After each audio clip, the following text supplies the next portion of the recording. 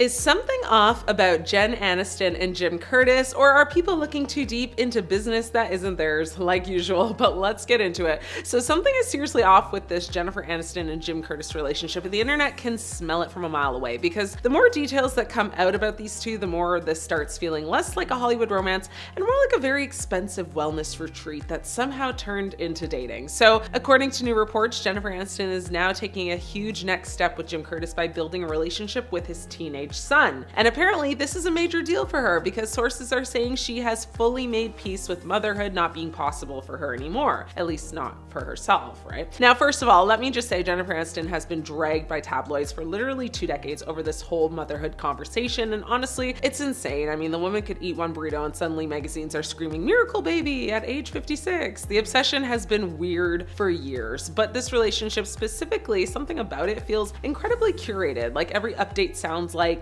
it came from directly, a manifestation podcast or something. Because who exactly is Jim Curtis? Well, he is a hypnotist, wellness coach, manifestation guru, self-help author, and professional aura cleanser, apparently. This man sounds like somebody who, charges $900 to teach celebrities how to breathe correctly under a full moon. And somehow Jennifer Aniston, who has spent years being one of the most private celebrities in Hollywood, is suddenly dating a guy whose entire career is built around emotional healing, buzzwords and Instagram therapy captions. And that alone has people raising some eyebrows. Then there is the timing of all of this. Suddenly stories are leaking about how serious they are getting, how she met his son, how, his ex-wife approves of her, how Jen finally found peace. It all sounds very carefully packaged, like somebody sat down with a vision board and a publicist at the exact same time. And listen, maybe they are genuinely happy. Maybe Jim Curtis really is the, calming, grounded, emotionally evolved king the articles keep describing. But the internet is skeptical because celebrity wellness, men have a track record that is not, let's just say, amazing. And every time Hollywood introduces a new spiritually enlightened life coach boyfriend, it lasts usually about 6 months before you find out he was charging people $400 to scream into the ocean while holding crystals from Etsy. I mean, even fans are confused because Jennifer Aniston has always had this very cool, untouchable energy, America's eternal it girl. And now suddenly she is dating a hypnotist named Jim Curtis who talks about relationship flare-ups on podcasts like he's kind of auditioning to host like couples therapy in Malibu. I don't know. And people are also noticing how fast this escalated. One minute they're quietly vacationing in Spain. Next minute he's suddenly everywhere in the headlines attached to her name, like a human sponsored ad for emotional alignment. But honestly, the saddest part of all of this is how much Jennifer's fertility struggles became public. I mean, over the years, she's openly admitted she went through IVF, privately, while, the media kind of painted her as selfish and career obsessed for not having kids. So now seeing headlines about her finally accepting motherhood may never happen, it feels heavy because behind all this celebrity gossip, there is a real person there who clearly went through painful stuff while the world turned it into tabloid clickbait for decades. Still though, this relationship has the energy of a couple, that drinks celery juice together in total silence while pretending that counts as intimacy. And I cannot be the only one getting suspicious when every article describing this man sounds like it was generated by ChatGPT after, typing emotionally available silver fox who owns, singing bowls. And at the end of the day, maybe Jennifer Aniston finally found her peace, or maybe Hollywood has officially entered its wellness boyfriend era and we're all just forced to watch it happen in real time. Either way, this entire relationship feels less like a romance and more like a Netflix documentary waiting to happen. Something is seriously wrong with Hollywood's most royal couple, Beyonce and Jay-Z. Have we missed all the red flags, or are they just really good at keeping up their facade? Let's dig into it.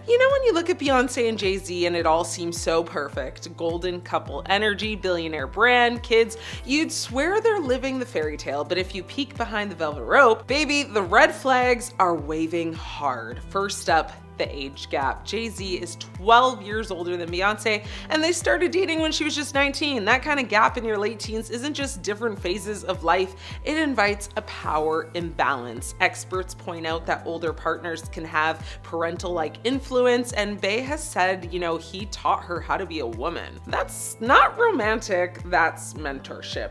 Or even manipulation. Then there's the cheating. Beyonce didn't just write songs, she went nuclear. Lemonade was her epic, emotional, rallying cry, unpacking betrayal and hurt in a way only she could. But she didn't leave it at heartbreak, she built an entire art project around it. And Jay-Z, well, he didn't stay silent either. On his album 444, he finally owned up. He raps about apologizing for emotional distance, for womanizing, for the guilt over lost pregnancies. He even says, he wasn't ready for her maturity, begging begging her not to walk away. That sounds like more than an old fling. That's deep, like generational trauma. There's also the family tension. Anyone remember the elevator fight? Well, her sister Solange straight up attacked Jay-Z while Beyonce was just there watching. That didn't come from nowhere. Something, or some people think it hints at deeper resentment beneath the perfect couple image. Another huge one is their relationship isn't just personal, it's part of their brand. Their love lives are tied to their business empire. When you're a multi-billion-dollar power couple,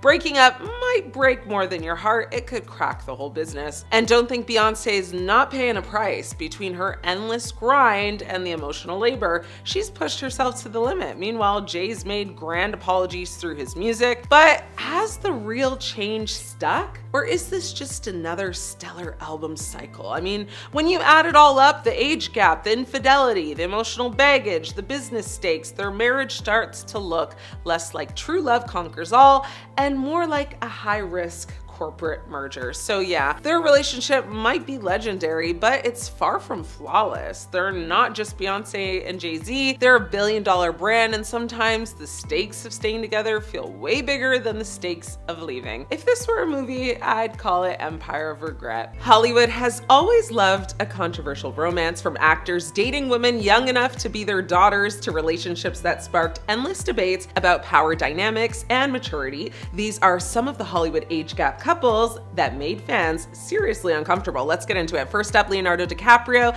and Camila Morrone. I think that's how you say her name. At this point, Leonardo DiCaprio's dating history has practically become its own internet meme. When Leo was 44 years old, he was dating actress and model Camila Morrone, who was only 22. That's a 22-year age gap, and fans immediately had opinions. I mean, lots of them. The criticism got so intense that Camila actually had to publicly address it and tell people that anyone should be able to date who they want to date, which is fair, but the internet wasn't having it. People became obsessed with tracking Leo's relationships and noticed a pattern here. Many of his girlfriends seemed to be like under 25. When Leo and Camila eventually broke up shortly after she turned 25, the memes exploded all over social media. I mean, whether fair or not, the relationship became one of the most talked about age gap romances in modern Hollywood. Next up is Aaron Taylor-Johnson and Sam Taylor-Johnson. This couple still sparks debates to this day. Aaron was just 18 years old when he met director Sam Taylor-Johnson on the set of the film Nowhere Boy. Sam was 42.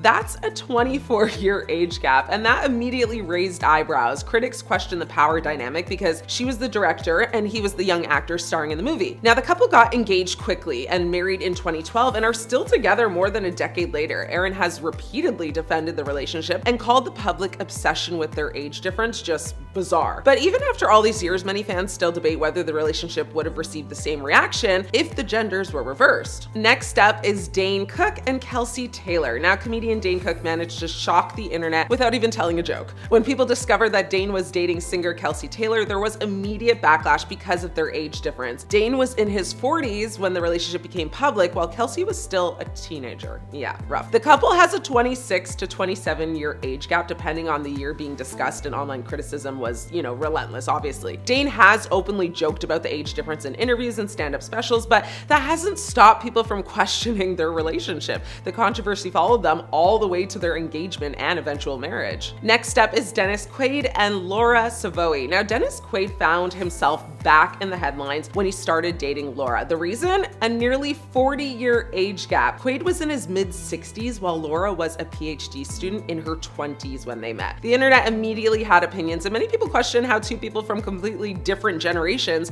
could even relate to each other, right? Dennis has repeatedly defended the relationship, saying age simply wasn't something that came up between them and that their connection felt, natural. The couple married in 2020 and remain together today, but their romance is still frequently mentioned whenever people discuss celebrity age gap relationships. And lastly, we have Al Pacino and Noor Alfallah. Hopefully I'm saying that right. If you thought the others were surprising, wait until you hear this one. So Hollywood legend Al Pacino welcomed a child in 2023 with Noor. The age gap? More than 50 years, yeah. Pacino was 83 years old while Noor was in her late 20s. The news immediately dominated headlines and social media. People were genuinely stunned and shocked. Some fans joked that Al Pacino's birth certificate belonged in a museum, while others questioned how a relationship with such an enormous generational gap could even function. To be fair, both, appeared completely unbothered by the criticism, but online reactions ranged from disbelief to absolute confusion. Even in a town famous for unconventional relationships, this one, had people doing like a double take. And honestly, if somebody told you 20 years ago that Al Pacino would be changing diapers in his 80s, would you have believed them? Sydney Sweeney and Scooter Braun's relationship is getting a lot of attention lately, but not necessarily for the reasons they were probably hoping for, because every time these two step out in public, the internet seems to have the exact reaction: wait, are we buying this? Now, before anybody comes for me, yes, Sydney and Scooter are a real couple, allegedly. They officially went public earlier this year after months of rumors, Instagram posts, and increasingly public appearances together. Now, reports say they've been dating since late 2025 after meeting at Jeff Bezos and Lauren Sanchez's wedding in Venice. And, by all accounts, things have gotten pretty serious, again, allegedly. But serious doesn't mean people aren't skeptical, right? So let's start with the biggest elephant in the room: the age gap. Sydney is 28.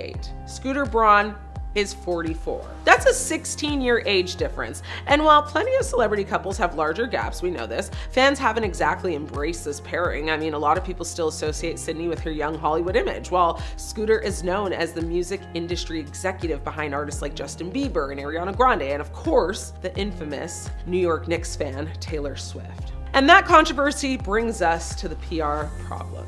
Whether it's fair or not, Scooter Braun has baggage. Lots of it, like a few suitcases full. For years, his name has been linked to one of the most public celebrity feuds of the modern era. So when Sydney started dating him, many fans immediately questioned why she would willingly attach herself to somebody who already comes with a built-in public relations headache. Then came the Knicks games. If you've been anywhere near social media recently, you've probably seen the photos. Sydney and Scooter have been showing up together at multiple New York Knicks playoff and final games. They were there wearing their Knicks gear, sitting courtside, posting selfies, looking very, very camera aware. And here's where things start getting a little messy. Many fans began accusing the couple of looking overly staged, very performative, if you will. Not because celebrities attending basketball games is unusual, except maybe some, but that's basically an American sport at this point, right? Because every appearance seemed to generate another round of perfectly timed photos, social media posts, PDA moments, and of course, headlines. At one finals game,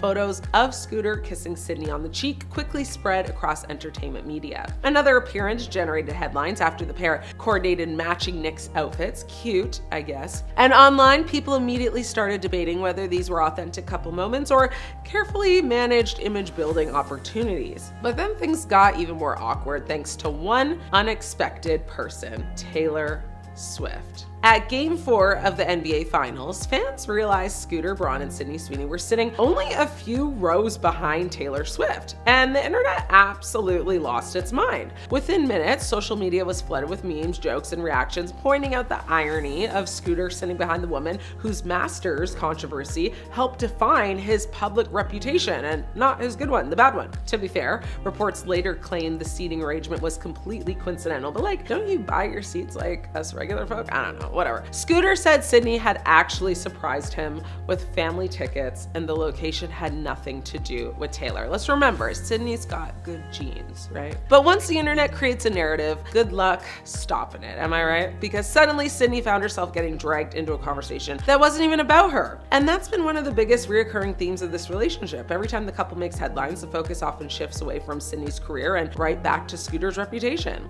Even stories that should have been harmless, date night coverage, somehow turned into debates about Taylor Swift, PR strategy, celebrity image management, or, whatever the relationship feels authentic or not, which it doesn't. Now, none of this means the relationship is fake, of course. In fact, multiple reports describe them as committed and very serious. Friends close to the couple have said things are going well and that the relationship has become increasingly important to both of them. But perception matters in Hollywood, and we know this. And right now, the perception problem isn't going away. Between the age gap discourse, Scooter's controversial public image, the endless Knicks photos photo, ops and the PDA-filled social media posts, and also the accidental Taylor Swift connection. Yeah, this relationship seems to generate controversy every single time the couple leaves the house. So the real question isn't whether Sydney Sweeney and Scooter Braun are actually happy together. Maybe they are, maybe they're not. The real question is whether they'll ever convince the internet that they aren't starring in a celebrity PR campaign every time they're photographed. Because at this point, the relationship itself may not be ugly, but the public reaction to it definitely is. Could a divorce for Justin and Hailey Bieber be on the horizon for the new year? 2026 might be the year they say, we're done. Okay, let's talk about Justin and Hailey Bieber, the couple that has been trying so hard to convince the world they're fine that it has officially become the biggest red flag of the decade. I mean, if you have to repeatedly announce that you're good, strong, and taking things day by day, you're not announcing stability, you're announcing the countdown to your divorce. Let's start with Justin, because this man has spent the last 2 years expressing his feelings exclusively through Instagram captions that read like the diary entries of someone who just discovered heartbreak for the very first time. I mean, at one point, he wrote a whole paragraph confessing that he's broken, angry, fragile, struggling, everything except happy in his marriage. These weren't cryptic quotes, these were the emotional equivalent of a flashing neon sign that says, "My marriage is on fire and I'm standing in the flames with an acoustic guitar." Meanwhile, Hailey has been posting her own curated kind of melancholy stuff. I mean, she's dropping lines like, "I am imperfect, I have been rejected, and I still have purpose," which is exactly the kind of thing you post after realizing, affirmations won't fix a relationship that feels like a group project where you're the only one doing the work. And when she said they were just taking it, a day at a time, every therapist worldwide quietly raised an eyebrow. Nobody who's in a healthy marriage says we're taking it a day at a time. That's what you say when your relationship is on the same life support machine as a plant you forgot to water for 3 weeks. And let's talk about the dynamic here, because these two have an energy that screams, we love each other, but we don't actually like each other. The vibes are tense. Justin has publicly shaded Hailey more than once, like when he told her she'd never be on the cover of Vogue, and then she went and landed the cover of Vogue, and he posted it with the enthusiasm of a man who just realized his wife exceeded a standard he set as a joke. That is not support. That is embarrassment disguised as pride. I mean, their public moments don't help either. They look like a couple whose arguments start with, "I'm fine," and end with one of them crying in a Range Rover while paparazzi zoom in from across the street. And yes, they've got a kid now, but adding a baby to a shaky foundation doesn't magically fix anything. We all know that. It just means now there's a witness to all of this. The truth is their entire marriage feels like two people trying to heal a million emotional wounds with, aesthetically pleasing photos, vacation montages, and PR approved statements. But behind the scenes, the cracks are loud, the energy is off, the chemistry is giving situationship that accidentally got a marriage certificate. Every year people say they won't make it, and every year they do. But barely. And now, after all the emotional breakdowns, cold body language, sad interviews, and oddly timed spiritual quotes, it genuinely feels like both of them are living in separate realities and occasionally scheduling a kiss for optics. So yeah, I don't know. Is 2026 the year Justin and Hailey finally call it quits? Honestly, the evidence isn't subtle. I mean, when you have two people broadcasting emotional distress like it's free Wi-Fi, that's not a couple that stays married forever. That's a couple kind of inching closer and closer to filing a divorce and releasing matching Notes app statements about love, respect, and growth. I mean, at this point, the divorce papers are basically warming up in the bullpen, and honestly, it might be the best thing for both of them, because when your marriage causes more emotional monologues than a Taylor Swift album and more cryptic posts than a teenage breakup, that's not romance. That's a storyline waiting to happen, and 2026 is looking like the year that this storyline finally drops.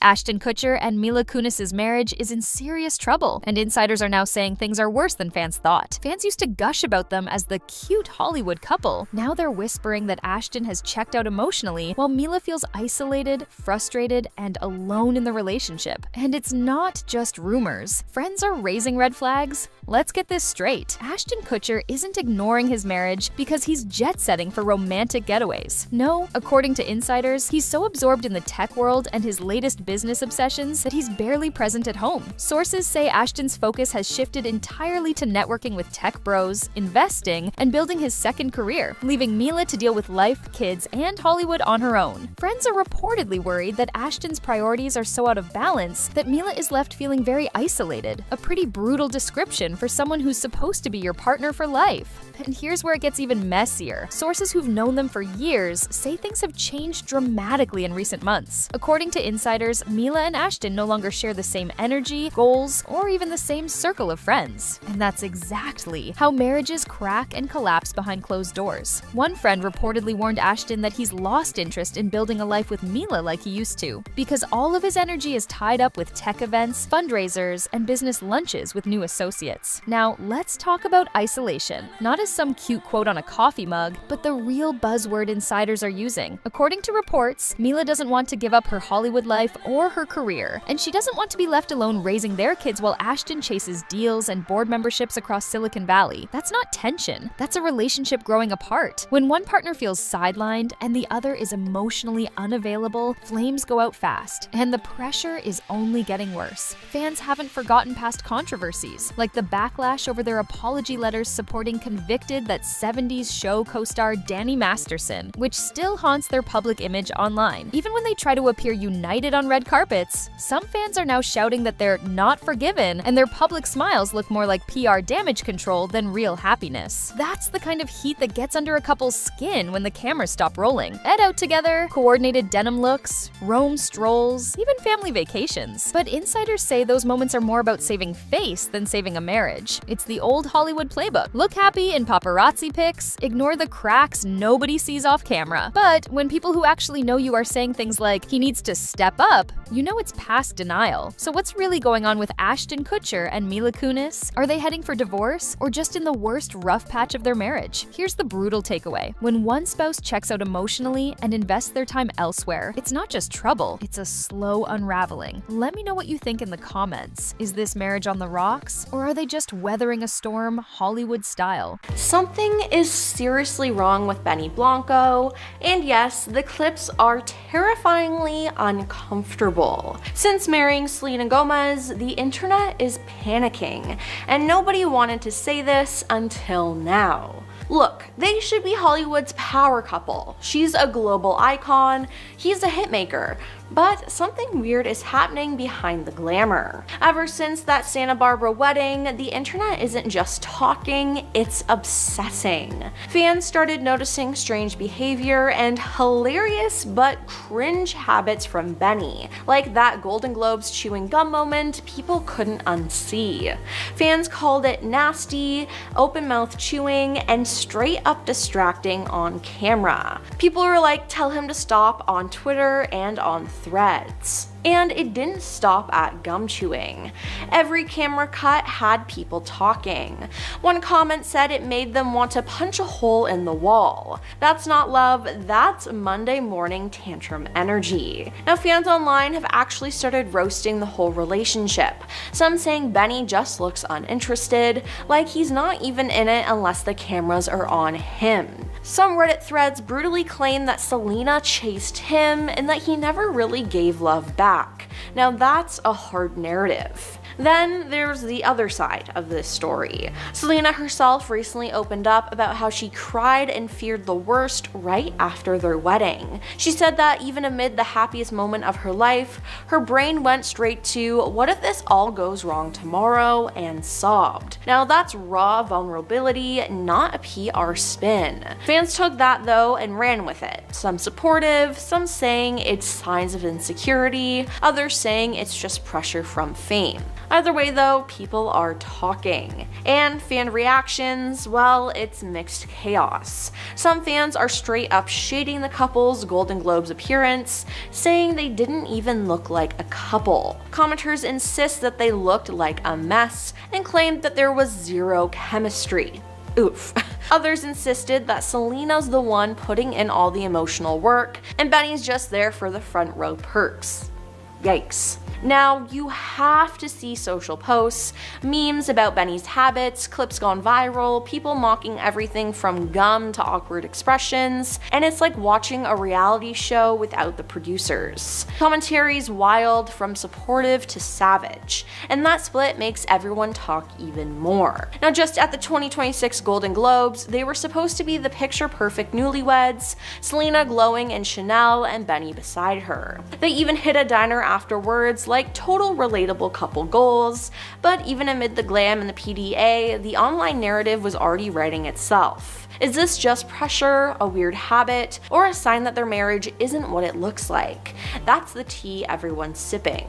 So tell me, is this just quirky celebrity behavior, or is there something seriously weird going on with Benny Blanco's energy since marrying Selena Gomez? Comment team concerned or team it's nothing below. Brooklyn Beckham and Nicola Peltz may be headed towards a divorce sooner than we thought. So Brooklyn Beckham and Nicola Peltz are officially giving marriage under pressure. No, this isn't just tabloids being dramatic. This is a full-blown family implosion with billionaire in-laws, image control, and decades of Beckham branding crashing headfirst into a very young marriage. Because right now, Brooklyn isn't just distancing himself from his famous parents, he's publicly choosing sides, and the side he's choosing is Nicola. Now, sources close to the situation say Brooklyn has become completely estranged from David and Victoria Beckham, and the reason allegedly is Nicola. Now, or more specifically, his decision to actually defend her at all costs, even if it means torching his relationship with his own family. And, that's where things start getting messy. According to reports,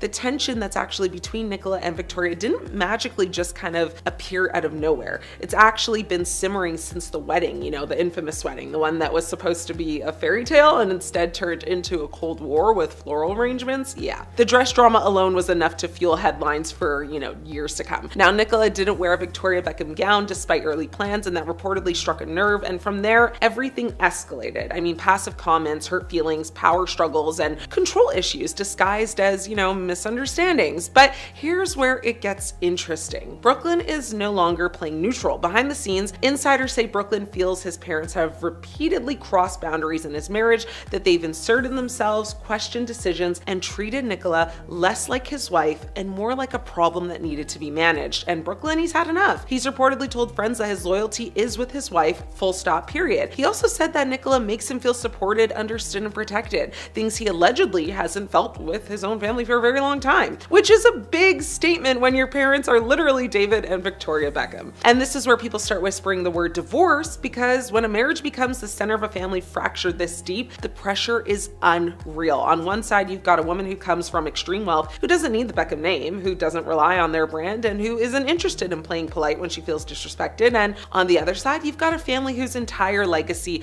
is built on image, loyalty, and, control of the narrative. Also, allegedly, the parents have said, that they won't talk to him unless he splits from her, which is crazy. So Brooklyn, of course, is stuck in the middle, except lately he's not in the middle at all. He's fully aligned with Nicola, and friends of the Beckhams say David and Victoria are devastated. I mean, they feel blindsided. They believe Nicola has pulled Brooklyn away from them and created distance that didn't need to exist. But people close to Brooklyn, they see it very differently. They say this isn't Nicola isolating him, it's Brooklyn finally setting boundaries. And if that's true, that's a dangerous emotional position for a young marriage to be in, because when you cut off your entire support system for your partner, the relationship suddenly has to carry everything, every, disagreement, every bad day, every crack. That's when resentment creeps in. And that's why people are watching this marriage so closely, because while Brooklyn is publicly standing firm, insiders say the pressure behind closed doors is intense. He's balancing loyalty to his wife with unresolved pain from his parents, and that emotional weight doesn't just disappear because you post a cute little Instagram photo.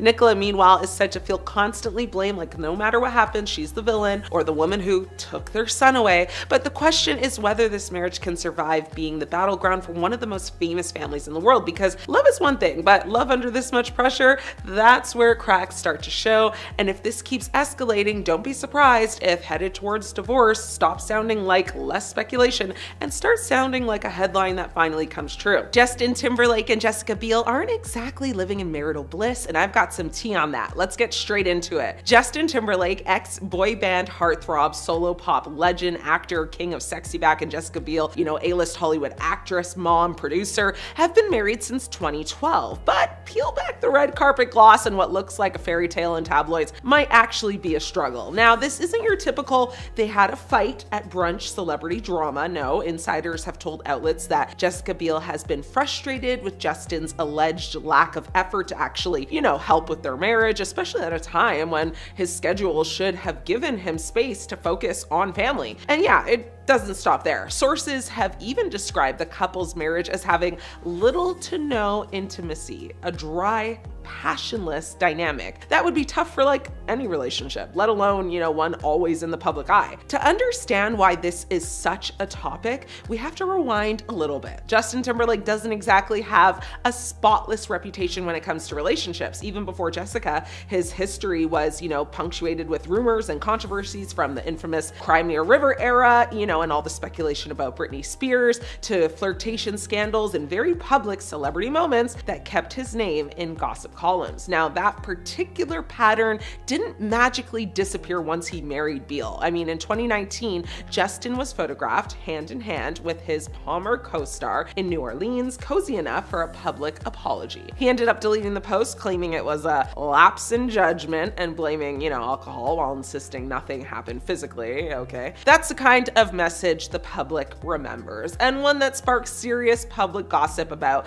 fidelity. But fast forward to the marriage years and things started getting, let's just say, weirder. Despite the couple's long history of reaffirming their love publicly, including, birthday posts, anniversary shoutouts, sources more recently paint a picture of strain. People close to Biel reportedly feel that Timberlake is not doing enough to actively contribute to fixing problems, even though his work plate isn't overloaded. So that's a telling detail, a husband who appears too busy for growth in his marriage, even when he has time. Then there's the matter of distance, emotional and otherwise. One report described Biel and Timberlake as being like day and night, as if they just don't relate to each other the way they once did. And, if that weren't enough, some outlets even floated the possibility that this marriage, already public and complicated, could be in a precarious place, with gossip fueling speculation around a potential split down the road. Meanwhile, Timberlake, been handling his own personal curveballs too. Widely covered DWI arrest in 2024 embarrassed the whole family. It was in public, it added stress, and reportedly didn't win him any brownie points at home. So let's be clear, this isn't just tabloid, fever or whatever. Multiple outlets have reported on marital strain and lack of intimacy between Jessica and Justin, even after years together. Jessica's frustration at Justin's perceived lack of effort to improve things, energy and connection issues they've publicly, been described as facing, and ongoing speculation that this isn't a settled, happy Hollywood marriage story, the way PR might want you to think it is. But here's the twist. Every time rumors wind up circling, the drain, Justin and Jessica both come out with statements or public posts about how committed they are, how much they love each other, and how they're working through it. That's the Hollywood duality, struggle behind the scenes, positivity on the surface. So what's really going on? Is Jessica Biel quietly reevaluating her marriage to a man who makes headlines for scandal more than romance? Is Justin Timberlake quietly trying to fix things but losing traction with time and missteps? Honestly, probably a bit of both, just like many relationships not happening under the spotlight of millions every day.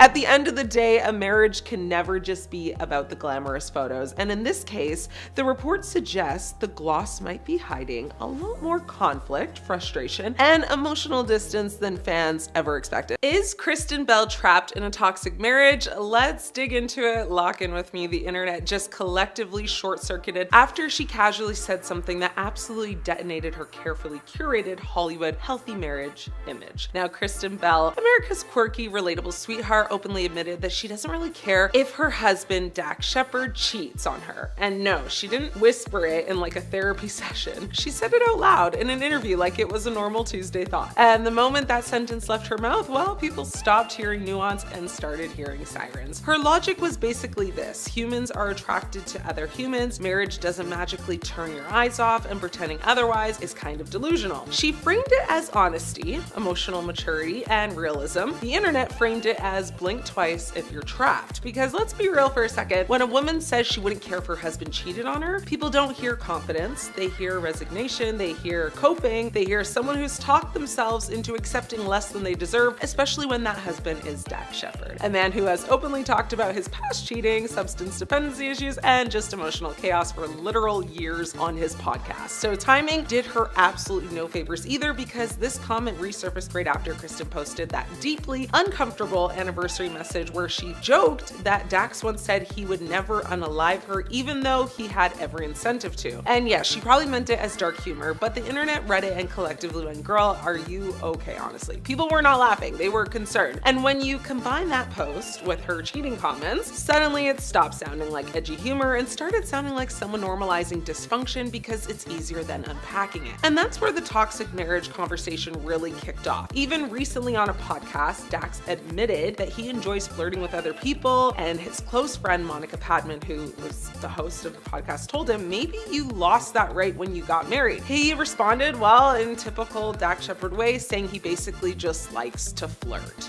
Okay, so Kristen and Dax have always branded themselves as brutally honest, therapy-obsessed, self-aware adults who fight hard but love harder. They've talked openly about, screaming matches, resentment, attraction to other people, and the constant work it takes to stay together. But there's a fine line between transparency and oversharing to the point where people start questioning whether you're actually happy or just committed to the narrative of being real. Kristen tried to clarify that she wasn't saying cheating is okay, just that attraction is inevitable, and it's what you do with it that matters. But here's the issue. That explanation only works when your relationship doesn't already have visible cracks, when the public already knows your partner has a history of cheating. That clarification stops sounding philosophical and starts sounding like pre-forgiveness, and Dax didn't exactly help. I mean, instead of shutting it down cleanly, he kind of leaned into jokes, sarcasm, and podcast-style deflection, which only fueled the idea that this marriage survives on humor instead of boundaries. He even had to publicly clarify that they're not swingers, they're not in an open marriage, and not quietly redefining monogamy behind closed doors, because rumors had spiraled that far. But here's the uncomfortable part nobody actually wants to say out loud, but I will. Sometimes people normalize behavior not because they're enlightened, but because accepting it feels safer than confronting the possibility that your needs aren't being met. Kristen's comment didn't sound like someone empowered by trust, it sounded like someone emotionally detaching from a scenario because engaging with it would just hurt entirely too much. There's also a power imbalance people ignore. Kristen Bell is widely successful, yes, but she's also an emotional stabilizer in the relationship. She's the caretaker, the communicator, the one constantly framing chaos as character, and when that person says they wouldn't care if their partner cheated on them, it raises a bigger question. Who is doing the compromising and who is benefiting from it? This isn't about judging how people structure their marriages, it's about optics, patterns, and what happens when being chill starts looking a lot like emotional self-abandonment. Kristen might genuinely feel secure enough not to spiral over a hypothetical, or she might be doing what a lot of women do when they love someone complicated, redefining expectations so they hurt less when they're violated. And the reason this went viral isn't because people hate her, it's because they recognize the dynamic, they've seen it, they've lived it, they've told themselves the same stories to survive toxic relationships that ask them to bend further than they ever should have. Whether Kristen wants to admit it or not, the red flags aren't hypotheticals, they've been public for years. Divorce rumors are exploding around Nick Jonas and Priyanka Chopra after one viral Golden Globes clip, and social media is losing it. So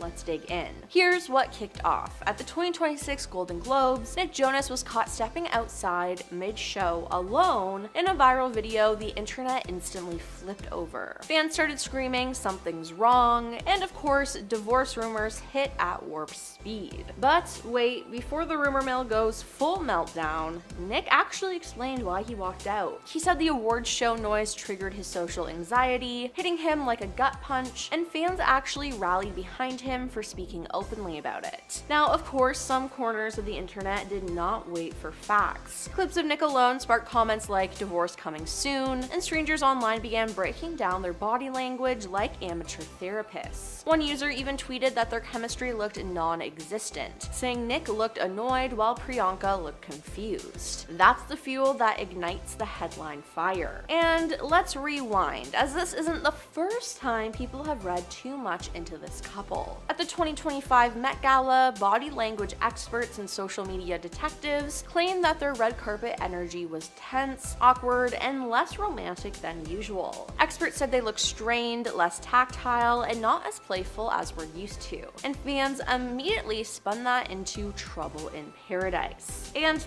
years before all of this, relationship analysts listed some supposed red flags, like Nick sometimes photographed without his wedding ring, and the couple spending weeks apart due to work commitments. But here's the catch. Experts also point out many reasons this doesn't mean divorce, like how they still show affection publicly, support each other's careers, and celebrate being a family. Not everything is doom and gloom, but gossip culture loves distraction. Now, back at the Golden Globes, Nick didn't disappear for a romantic escape from Priyanka. He literally took a breather due to social anxiety, which he linked to his new song Gut Punch, as he discussed before in relation to his mental health. Meanwhile, Priyanka slayed the red carpet in custom Dior, fixed his bow tie in a cute moment, and later shared behind the scenes date night vibes on social media. But of course, some fans can't see that without twisting it into a headline. So why is the internet so ready to write them off? Part of it's simply celebrity culture. People love seeing a perfect couple fall apart.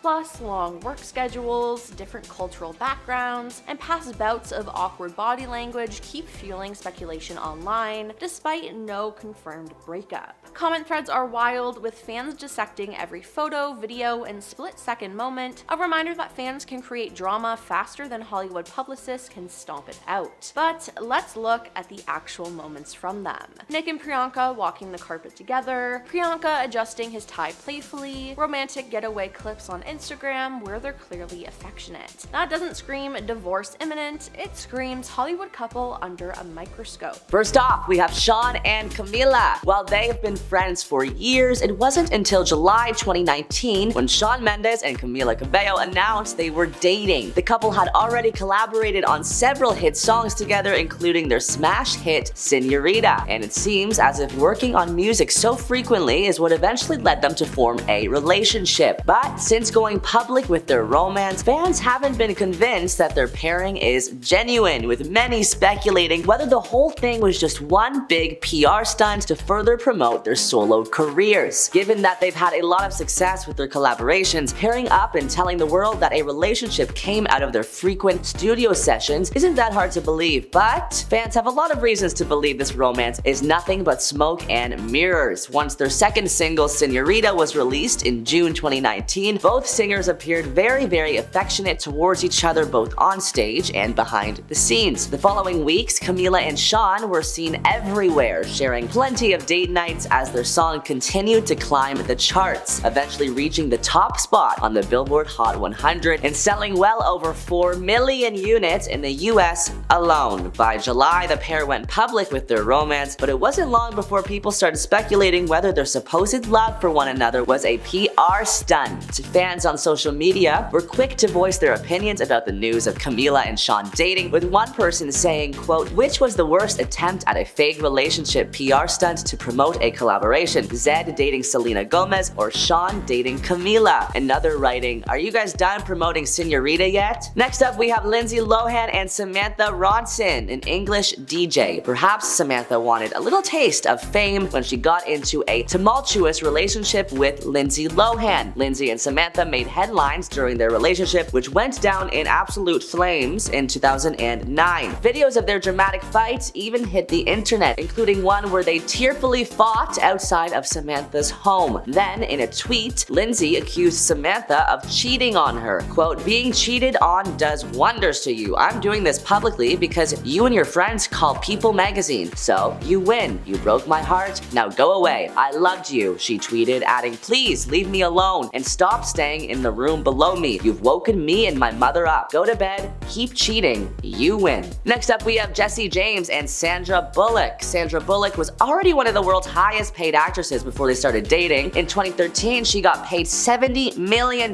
for the movie Gravity. So I'm sure ex Jessie James wanted in on those riches. Jessie and Sandra Bullock's almost 5-year marriage went down in flames when the world found out he cheated on her with multiple women. And as of 2017, it sounds like he still doesn't think it's such a big deal. In general, both women and men cheat. It's part of life, he told the Daily Mail. We have a feeling that Sandra would disagree. Next, we have Tori Spelling and Dean McDermott. Tori and Dean have had a pretty rocky relationship in all the ups and downs of their more than than 10-year marriage have been broadcast for the entire world to see thanks to their reality stardom. In 2014, Dean famously cheated on Tori, and the woman he cheated with, Emily Goodhand, spilled all the details in an interview with Us Weekly. Dean later ended up going to rehab for intimacy addiction, we'll call it, and he and Tori are still married to this day. The one-night stand with Emily Goodhand allegedly took place after a group of friends met up at a bar in Toronto where Dean was on a promotional tour for his hosting job on the show Chopped. Emily was a friend of a friend and the two were introduced. Her occupation was not disclosed. He seems like a cool guy, Emily said. I thought he was very handsome. They became friendly over an 8-hour meal at a restaurant sitting side by side. We were just having fun and hanging out, Emily added. When heading towards the bar at his hotel, he was flirting, she added, and she explained that she was attracted to him because his personality was, quote, very charming. She explained later that she felt she could trust him because he opened up to her and was talking about his kids and his work with her. She also said that they knew a lot of the same people, so we had that in common, she says. During drinks at his Fairmont hotel, Dean did not openly flirt with Emily as there were other friends around them, but later the two exchanged phone numbers, then he slipped his card key with his room number into her purse. We just looked at each other, Emily said. After slyly leaving with friends and making it seem as if she was going home, Emily instead went to Dean's hotel room. At first he wasn't there, but then she texted him and he showed up within seconds. He wanted to make me feel good, she explained, after he flooded her with compliments. Then the time for talking was over. Next, we have Jessica Simpson and Nick Lachey. After less than 4 years of marriage and a reality show, Newlyweds, Nick and Jessica on MTV, the couple found themselves in the middle of an extremely public divorce. At first, Jessica Simpson and Nick separated, and then in 2005, Jessica filed for divorce. During a 2015 interview on CNBC's Closing Bell, she revealed that her biggest financial mistake was marrying Nick, which makes sense since she had to pay him $12 million thanks to no prenup. The biggest money mistakes? I don't know. For some reason, I thought of my first marriage, she said, according to MSNBC. Next up, we have Ashton Kutcher and Demi Moore. This relationship was mutually beneficial as it kept both actors relevant through various tabloid headlines. Their relationship and marriage were super high profile, mainly because of their 15-year age difference, but it all came to an end in 2011 after 6 years of marriage, reportedly because Ashton cheated on Demi with Sarah Leal, according to Us Weekly. In 2018, Ashton revealed on Dax Shepard's podcast he didn't eat for a week after their split. Right after I got divorced, I went to the mountains for a week by myself, he said. I did no food, no drink, just water and tea. I took all my computers away, my phone, my everything. I was there by myself, so there was no talking. I just had a notepad, a pen, and water and tea for a week. Next, we have Ariana and Pete Davidson. The world was shocked when just weeks after they started dating, Ariana and Pete announced their engagement, complete with a ring and matching tattoos. But it didn't last long. By October, it was over. And as Ariana told Vogue in the August 2019 issue, their whole relationship was, quote, highly unrealistic. I met Pete and it was an amazing distraction, she says. It was frivolous and fun and insane and highly unrealistic, and I loved him, and I didn't know him. A couple months after their split, Ariana appeared to take a jab at her ex-fiance, writing on Twitter, quote, for somebody who claims to hate relevancy, you sure love clinging to it, huh? Moments later, Grande tweeted, thank you, next. The mysterious diss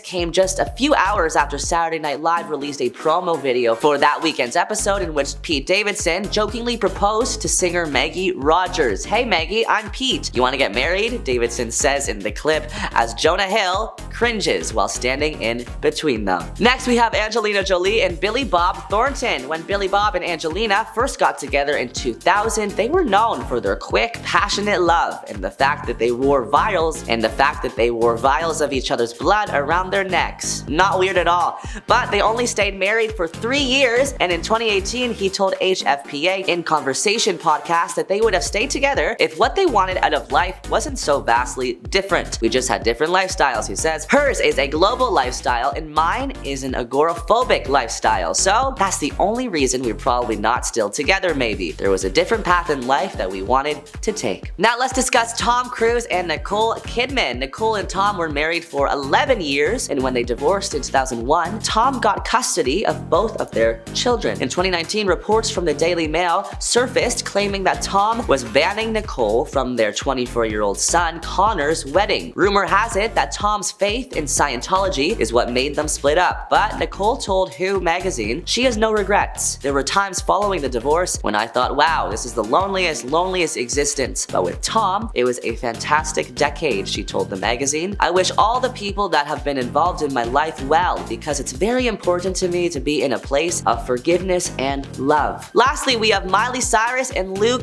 Hemsworth. Fans think they initially got together just to promote their new movie. Cyrus and Hemsworth met in 2009 on the set of The Last Song, the movie adaptation of the popular Nicholas Sparks novel. Shortly after filming Wrapped, the two confirmed their romance when they had a PDA-filled goodbye at the airport. Actor Alex Emanuel, who watched their quote full-on makeout, said the ultra-romantic exchange was like a scene out of an old movie where the guy is getting on a train and they're saying their goodbyes. After an on and off relationship for 10 years and the actors getting married, they finally split up in 2019. Miley's rep exclusively confirmed to People that the couple had split up. Liam and Miley have agreed to separate at this time, the rep said in a statement. The rep continued in the statement, ever evolving, changing as partners and individuals. They have decided that this is what is best while they both focus on themselves and careers. They still remain dedicated parents to all of their animals while lovingly taking this time apart. Please respect their process and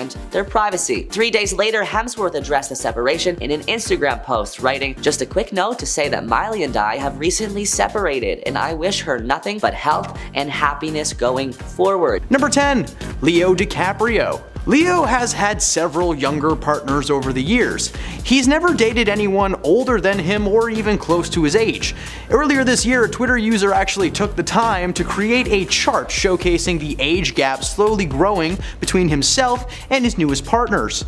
He is currently dating a woman by the name of Camila Morrone, who is 22 years younger than Leo. According to the chart, he prefers women in their early to mid-20s, but he hasn't stayed in a relationship with anyone past the age of 25. He's actually broken up with 3 women just because they turned 25. Like, how messed up is that? Like they expired or something. That's not a thing. Despite severe online backlash from internet trolls, Camila hit back at the criticism by sharing several photos of other couples with much larger gaps than hers and Leo's. As you will see throughout the rest of this list, the statement is very true. While other entries will be a bit more wholesome, Leo's story of love is clouded with anxiety. Oddly enough, Camila actually dumped Leo herself before turning 25, claiming that Leo wanted a family and she wanted to focus on her career, but come on, you just wanted to beat Leo to it, didn't you? Number 9. Jeff Goldblum and Emily Livingston. Jeff Goldblum is one of those celebrities that just kinda like plays himself in movies, and we love every minute of it. He even has a TV show where he does just that, called The World According to Jeff Goldblum. It's tremendous, you should check it out. In 2013, Jeff met Olympic gymnast Emily Livingston at a gym. He saw her from across the room and was instantly entranced. He started a conversation, and it must have gone pretty well because about a year later they were married. At the time, he was 62 and she was 31. That's right, there was a 31-year age gap between them. Much respect to Jeff for still going to a gym in his 60s though, we can only be so lucky. And the fact that he met a woman that he loves there is just like a little bonus. Many news outlets began to question the relationship, calling into question Jeff's behavior, but since day one there has been nothing but love and respect between the two who share a genuine connection with each other. Their relationship has stood the test of time, as not only are they still together to this day, they've had 2 children together, Charlie Ocean and River Joe. Even at the age of 70 years old, Jeff is the proudest papa that we've seen in a long time. Number 8. Nicolas Cage and Alice Kim. Nicolas Cage is a man that should need no introduction, but honestly his career has just been all over the place, so let's chat about it for a minute. Nicholas is famous for making some very questionable acting choices that have teetered between fantastic and just god-awful burn my eyes out now. While his luck in the film industry has been solid, his love life, not so much. That is until he met Alice Kim in 2004 while she was working as a waitress in Los Angeles. Kim was 19 at the time and Nicholas was 20 years older than her. He told The Guardian, "When my mother-in-law came to the house for the first time, before saying hello or nice to meet you, all I got was, she's too young." At that point, they knew the relationship would be an uphill battle, but they powered through, with Alice even starring in Nick's 2007 flick Next alongside Julianne Moore and Jessica Biel. They split in 2016, but during their time together they had a son named Kal-El Coppola Cage, which is somehow both the strangest and most epic name I have ever heard. Number 7. Kris Jenner and Corey Gamble. Kardashian momager Kris Jenner, much like her daughters, has had a rocky love life to say the least. Kris divorced Caitlyn Jenner in 2014 and decided to take a trip to Ibiza to cool off. She was attending a friend's party when she ran into Corey Gamble, a former talent agent who was working as Justin Bieber's tour manager at the time. Sparks flew and the couple decided to continue their escapades, first being spotted together in October 2014 at a music festival. The couple were inseparable to the point where a year later, Corey was invited to be a part of the reality drama series Keeping Up with the Kardashians, following Kris and her family's day-to-day operations. Or something like that, I don't know, I don't watch it. However, her kids weren't so stoked about the idea of Corey being their new papa, seeing as he was 24 years younger than their mother. Despite backlash from the kids, the relationship continued and they're currently going strong to this day. Number 6. Patrick Stewart and Sunny Ozell. Sir Patrick Stewart is a prime example of a man dating much younger women. Star Trek star and future wheelchair-bound telepath met his wife Sunny Ozell, a singer, in 2008 while out for dinner one night. Ozell was a singer in the States and doing very well for herself. She approached Patrick Stewart about his current production of Macbeth. She wanted to see it in Brooklyn, but it was sold out till the end of its run.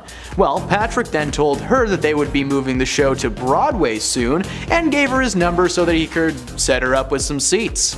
Patrick has stated in interviews that there may have been an ulterior motive, and thankfully it appears that that was the situation on both sides. Despite the 38-year age difference between them, the couple began seeing each other not long after Macbeth's Broadway premiere, and they were married in 2013. They are still together to this day and are genuinely one of the most adorable couples in Hollywood. They act like college sweethearts whenever they're together. And Stewart, who is now 82, has made it clear that his relationship with Sunny has given him a new outlook and has made life perpetually interesting. Number 5. Florence Pugh and Zach Braff. Florence Pugh has been carving a path in Hollywood as a force to be reckoned with. She's funny, she's serious, she can fight, she's got it all! And what she also has is a thing for older funny dudes. Zach Braff is probably best known for being in the TV series Scrubs from 2001 to 2010, but I know him as the voice of Chicken Little. Zach first contacted Pugh on Instagram to praise her for her role in Lady Macbeth. He said everything about the project was beautiful, from the cinematography to Florence herself. She reached out in a response and the couple were spotted holding hands in April of 2019. Despite their 12-year age difference, they seemed to have a solid relationship and were going strong until 2022 when things just kind of fizzled out. Although they split, Zach actually wrote a character in his directorial debut feature A Good Person with Florence in mind, and they worked very well together despite their past. Number 4. Sarah Paulson and Holland Taylor. American Horror Story fans surely recognize Sarah as various characters throughout the series, appearing in 95 episodes. She starred in a slew of thriller and horror movies over the years, but one Holland Taylor was able to look past the scary exterior. You may recognize Taylor from the movie Legally Blonde, the sitcom 2.5 Men, or perhaps from the highly underrated Disney comedy George of the Jungle. The two met at a party in 2005. At the time, Paulson was dating fellow actress Sherry Jones, best known for her role in the series Succession.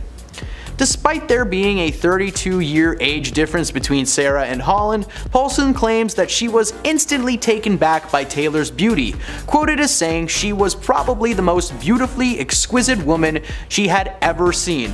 Come on guys, find you a partner that says that kind of stuff. While this would be their first interaction, it wasn't until 10 years later in 2015 that the couple would reunite while working on a project for Martha Plimpton.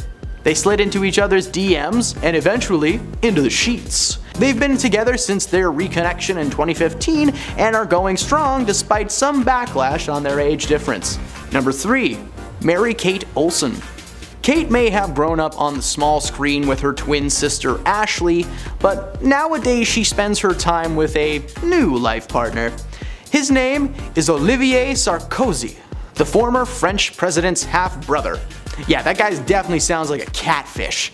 Olsen, seen here being held hostage by Olivier at a basketball game, is 17 years younger than her spouse. They were married in 2015, and around the same time, her sister Ashley was also dating someone much older than her, director Bennett Miller, who is 19 years her senior. Number 2, Dick Van Dyke and Arlene Silver. Dick Van Dyke stole the hearts of millions when he played chimney sweep Bert in the original Mary Poppins movie from 1964.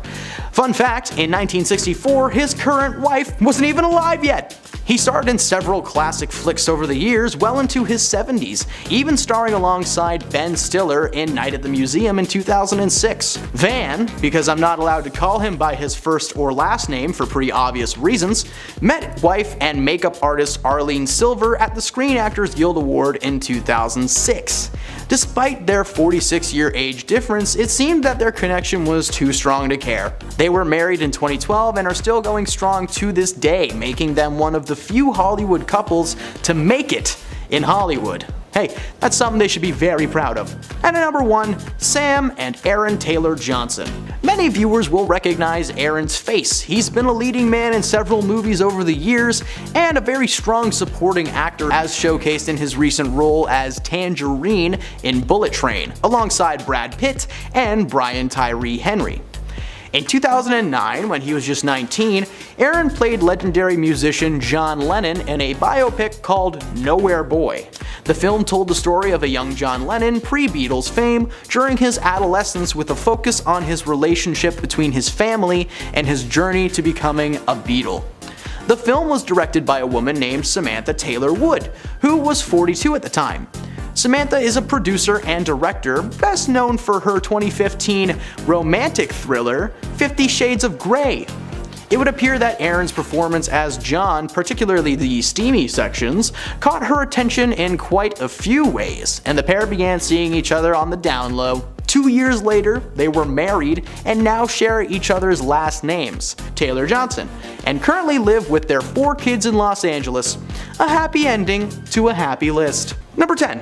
Jeff Goldblum and Emily Livingston. Jeff Goldblum is one of those celebrities that just kind of plays himself in movies, and we just love every minute of it. He's even got his own TV show where he kind of just does that, called The World According to Jeff Goldblum. You should really check it out if you haven't. In 2013, Jeff met Olympic gymnast Emily Livingston at a gym. He saw her from across the room and was instantly entranced. He started a conversation that must have gone pretty well, because a year later they were married. At the time, he was 62 and she 31, leaving in a, yeah, that's right, 31-year age gap between them. Much respect to Jeff for still going to the gym in his 60s, though we can all only be so lucky. The fact that he met a woman that he loves is just a little bonus on top. Many news outlets began to question the relationship, calling into question Jeff's behavior, but since day one there has been nothing but love and respect between these two, who share a genuine connection with each other. Their relationship has stood the test of time, as not only are they still together to this day, but they've had 2 children together, Charlie Ocean and River Joe. Even at the age of 70 years old, Jeff is the proudest papa we have seen in a long time. Number 9. Nick Cage and Alice Kim. Nicolas Cage is a man that should need no introduction, but honestly, his career has been all over the place, so let's talk about it for a minute. Nicolas is famous for making some questionable acting choices that have teetered between fantastic and just god-awful. Please get rid of it. While his luck in the film industry has been solid, his love life, not so much. That is until he met Alice Kim in 2004 while she was working as a waitress in Los Angeles. Kim was 19 at the time, and Nick was 20 years older than her. He told The Guardian that, "When my mother-in-law came to the house for the first time, before saying hello or nice to meet you, all I got was, 'She's too young.'" I'm sorry, that was a horrible impression, but I'm not doing my own voice. It's bad for Nick Cage's face. At that point, he knew the relationship would be an uphill battle, but they powered through, with Alice even starring in Nick's 2007 flick Next alongside Julianne Moore and Jessica Biel. They split in 2016, but during their time together, they had a son named Cal L. Coppola Cage, which is somehow both the strangest biggest and coolest name I have ever heard. Number 7, Al Pacino and Noor Alfallah. Noor has been making headlines recently after it was announced that she would be bearing Al Pacino's spawn. The 29-year-old film producer was confirmed via Al's publicist that Noor and Al had been in a secret relationship for roughly a year. At some point, we're assuming probably like 9 months prior to a few weeks ago, Noor became pregnant, which Al didn't take all that well. Upon initially hearing the news, Al had just a little bit of a freak out and he briefly broke up with Noor, instead returning to his ex-girlfriend Beverly D'Angelo. Despite his little pound and pounce, Al eventually returned to Noor with the intention of raising his newborn baby. This man is 82 years old. He may be a new dad, but it's probably not going to be for very long, right? Like,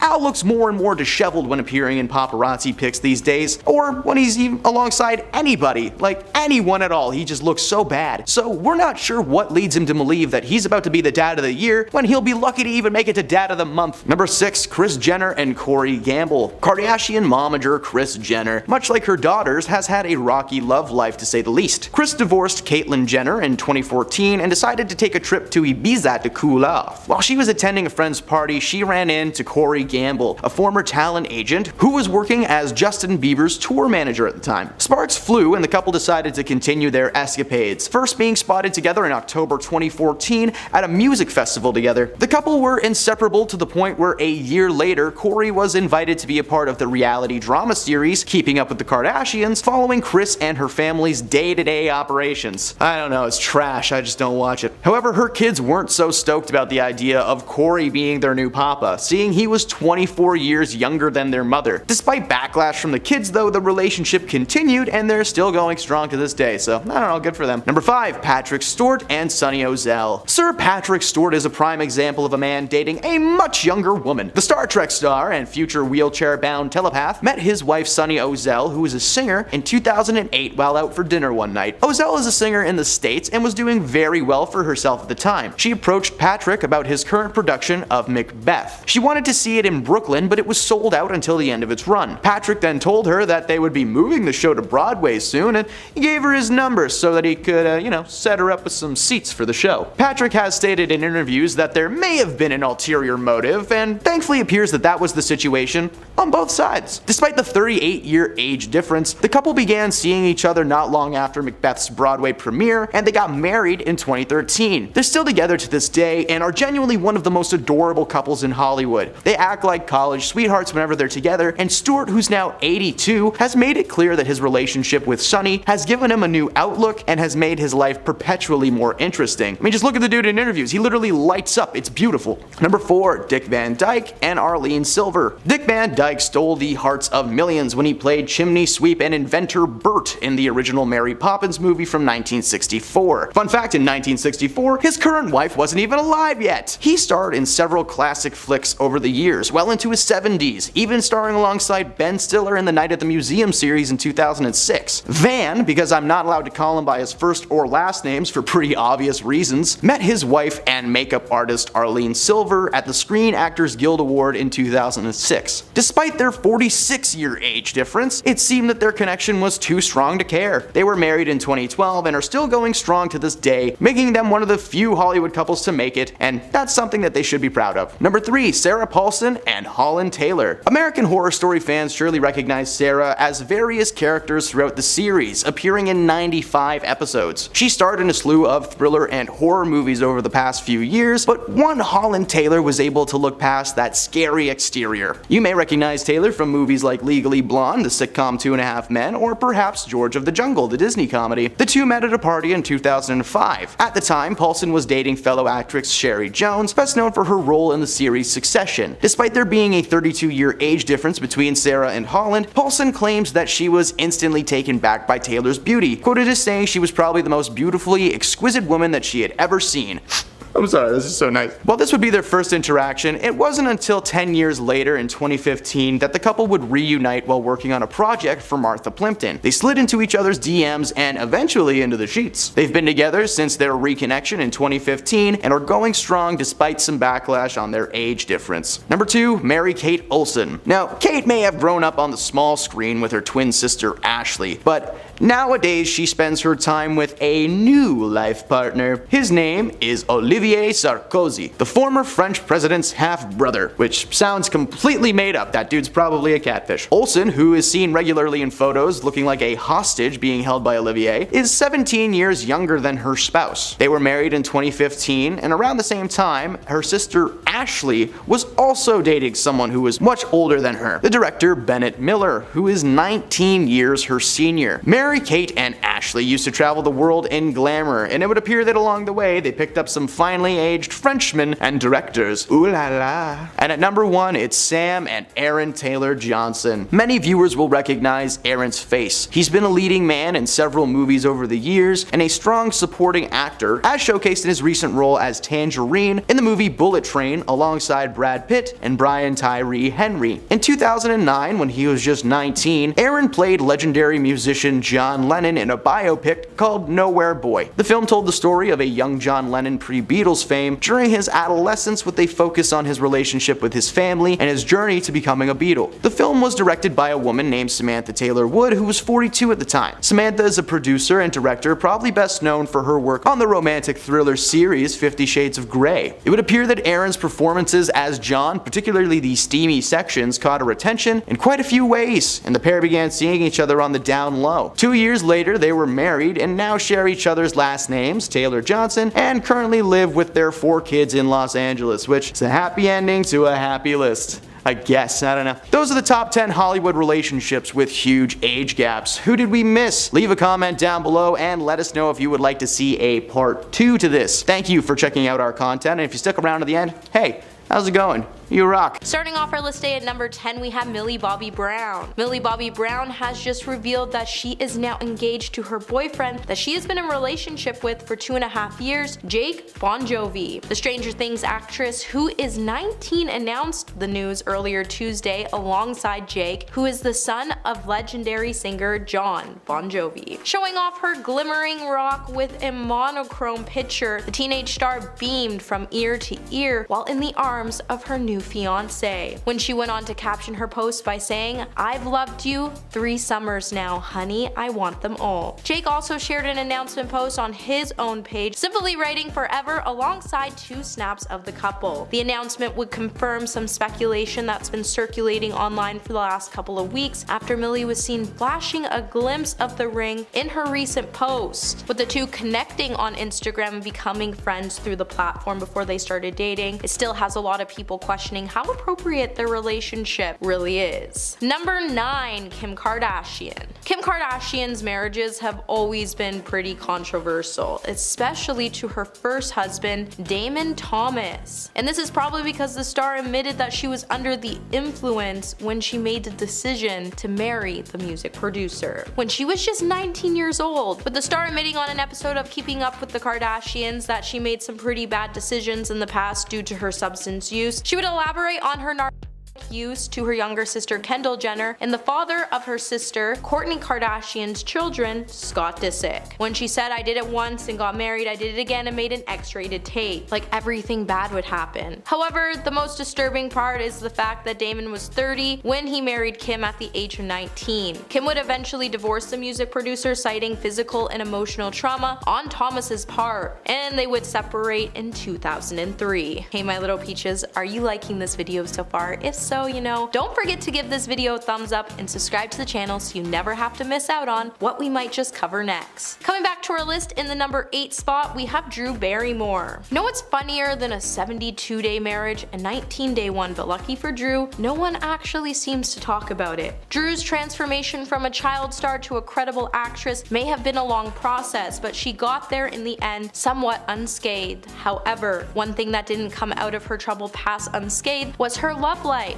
as the actress has been married 3 times in such a short amount of time. With her mother encouraging her at a young age to have a typical celebrity life, attending parties even though she was only 10, she was always accompanying her mother to nightclubs, and by the age of 10, she even turned to alcohol and substances to cope with all of her trauma. By the age of 19, Drew would meet Jerry Thomas, who was 31 years old at the time, after she walked into a bar he owned, with the two separating just 19 days after. Drew would then go on to get married 2 more times, and after both those times, Drew would finally vow off dating until last year when she revealed after 6 years of not dating, she was finally dating again. Number 7, Hailey Bieber. So I think we can all agree Hailey and Justin Bieber got married not only way too young, but also way too fast, and that's probably why we see the couple struggling from time to time to cope with the problems that are surrounding their marriage. With Hailey opening up about reflecting on her decision to marry Justin Bieber when she was only 21 years old, back in 2021, she would then tell Insider, "I was married when I was 21, 2 months before I turned 22, which is insanely young. Sounds almost ridiculous when you say it out loud. Although I do think for somebody like me and somebody like Justin, it's different. We've seen a lot for our age. We both lived enough life to know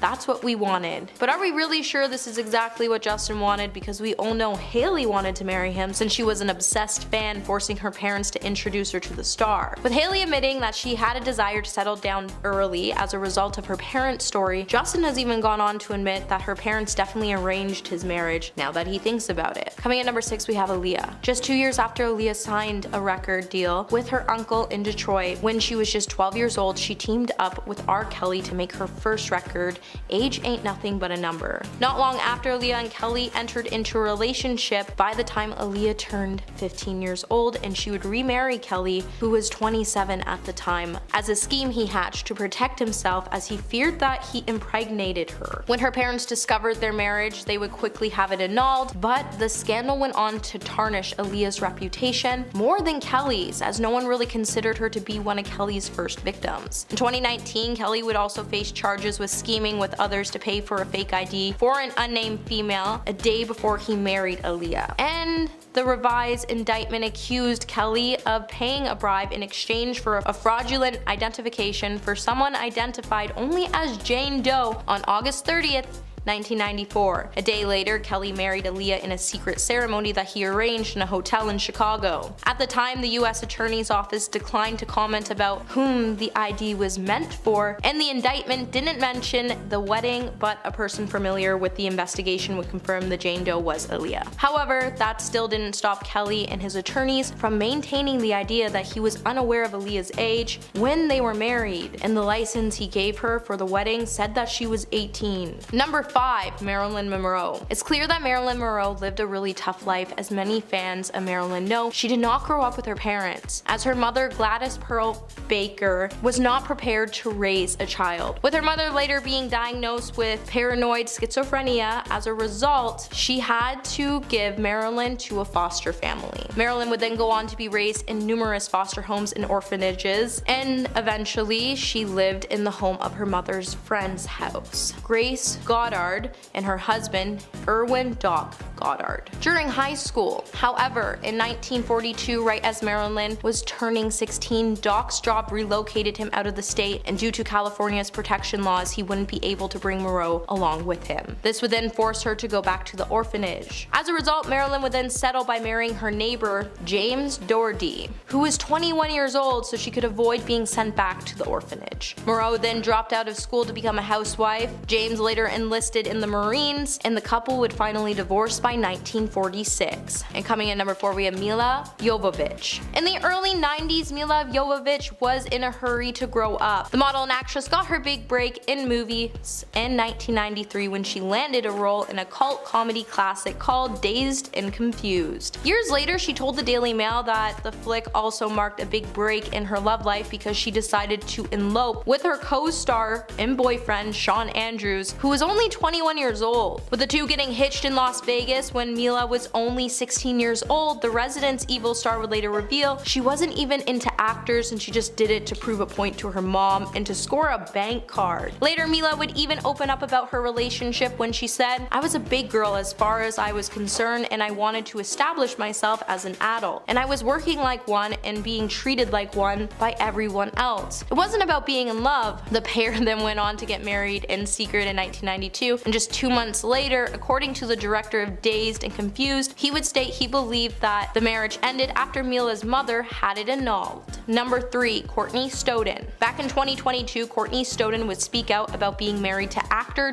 Doug Hutchinson when they were 16 and Doug was 51 by saying they were exploited. Courtney, who uses the pronouns they them, would go on to say they exchanged vows with Doug in Las Vegas back in 2011 with parental consent, as Nevada's law at the time stated those under 18 could get married but only with parental consent. And with there being no minimum limit in the state at the time, parental consent and a judge sign-off was required for anyone under the age of 16. Recounting the experience when they appeared on an episode of the Call Her Daddy podcast, Courtney, who's divorced from the Lost actor that was finalized in 2022, told the host that their relationship actually started over email and things quickly progressed. Doug then went on to convince Courtney's parents that the pair should get married, and 1 week after they all met in person. When Courtney went on to speak about her mother, they would highlight that their mother was receiving a lot of hate and they could understand why, because it was wrong for their mom to sign them away to a man who was 34 years older than them, with nothing preparing them for the life they had entered into. They just wanted people to know that the relationship wasn't okay, and someone should have realized that she wasn't mature enough to make her own decisions. Number 2. Demi Moore. Demi Moore's first marriage was to musician Freddie Moore when the actress was just 17 years old, with Demi giving fans an inside look of her 3 marriages in her memoir Inside Out. In the book, she would recall her and Freddie's marriage, which only lasted until 1984, with Demi admitting that she was very unfaithful to the musician who was 29, especially on the night before they were set to say I do. She would go on to say, "The night before we got married, instead of working on my videos, I was calling a guy I'd met on a movie set. I snuck out of my own bachelorette party and went to his apartment." Demi then went on to note that the reason she did this was because she was having doubts and she couldn't face the fact that she was actually getting married because she was trying to distract herself from grieving the passing of her father. Because she felt like there was no room to question what was really in motion, she felt like the only way she could get out of her marriage was to sabotage it. Eventually, the two went on to get a divorce, and Demi would keep her married name as her stage name. And coming in at number 1 today, we have Bindi Irwin. Bindi Irwin and Chandler Powell have a movie-worth romance. With the pair meeting as teenagers in late 2013, they stayed in touch for a couple of years before they became an official couple in 2015. Chandler would then move to Australia to be with Bindi, and later he would ask her to marry him in 2019. The couple then finally got married the following year when she was 21 and he was 23, and then by 2021 they would welcome their daughter Grace. Bindi, alongside her brother and mom, have continued working for her late father Steve Irwin, who is known most for his stage name The Crocodile Hunter. For years, Steve traveled across the globe to protect animals and help preserve the environment before his passing. Now Bindi does the work with her own family, and even Chandler has become equally passionate about the wildlife, and they have been showing their daughter how to have passion for it as well. With the couple meeting in the Australia Zoo to go on to welcome their daughter and allowing her to grow up in her grandfather's legacy, I think when it comes to this marriage, Steve Irwin would be extremely proud. Starting off our list at number 10 is Green Lantern. Ryan Reynolds and Blake Lively seem to be the perfect couple these days, looking all cute and stuff all over the media with their perfect looking kids. I'm not jealous or anything, but their relationship was a bit of a tangled story in the beginning. The two of them met when they were working together on the movie Green Lantern, which is when it was suspected they had a thing for each other. Paparazzi kept getting pictures of them being all cozy together while filming, and they were often seen hanging around New York. Here comes the tangles. Ryan was actually married to Scarlett Johansson at the time, and Blake was in a relationship with her Gossip Girl love Penn Badgley. They always denied the accusation and claimed to be just friends, but it caused a lot of controversy for the relationships, which both eventually ended. Shortly after filming ended, Lively broke up with Penn in 2010, and later in 2011 Scarlett and Ryan got divorced. Coincidence? I think not. Blake and Ryan ended up getting married in 2012 and are still going strong. It's a shame that it took a failed marriage to get there though. At number 9 is Dreamhouse. Daniel Craig and Rachel Weisz met on the set of Dreamhouse and were co-stars and lovers throughout their time filming together. However, it was a huge scandal because they were both with other people people at the time, Daniel being engaged to his partner. Reports said they were both having affairs, which is probably why they ended their relationships with their partners before the movie even hit theaters. This movie not only ruined one relationship, but two, which is a huge blow. When speaking about it, they don't come out and admit that the movie is what ended the relationships, but Rachel speaks about what she was doing wrong even before meeting Daniel. She said, I quote, "I worried about so many things and it was hard for me to feel happy or understand what made me happy. So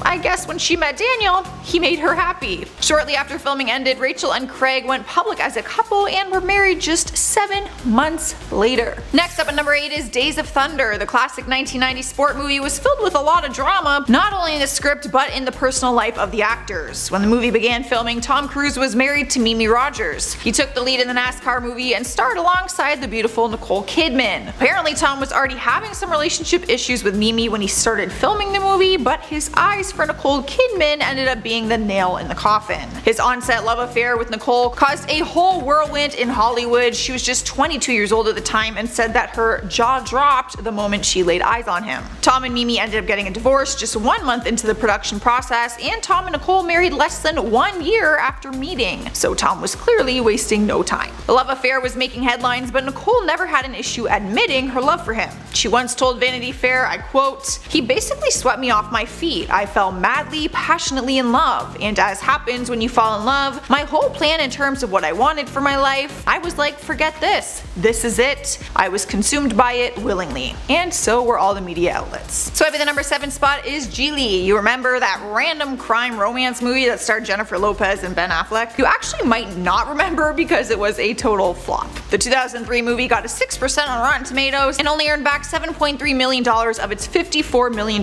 budget. But one thing that was gained from this movie was a romance between the two actors. However, this ended the relationship between Jennifer Lopez and Chris Judd. Back in the day, the pop star was married to the dance and choreographer who fell in love on the set of her Love Don't Cost a Thing music video. But they came to an end when she later starred in Geely and began having a little thing for Ben, or so they say. Lopez ended up filing for a divorce in order to pursue a relationship with Affleck, and the only reason people say this is because of the timeline and how quickly she went from her marriage to another relationship. They ended in 2012, and not long after, Jen and Ben began dating publicly. Shortly into dating, they were engaged, showing off the $2.5 million ring, but the engagement was called off in 2004 before they ever got married, so there was no real winner in this situation. Up next at number 6 is House of Wax. Yes, the god-awful movie that Paris Hilton tried to make an acting career out of. At the time the movie was filmed, Chad Michael Murray was married to his One Tree Hill co-star Sophia Bush. He was considered a heartthrob at the time, as was Sophia, and it seemed like they were a perfect match. One Tree Hill fans went crazy. They loved that their characters on the show fell in love off screen too.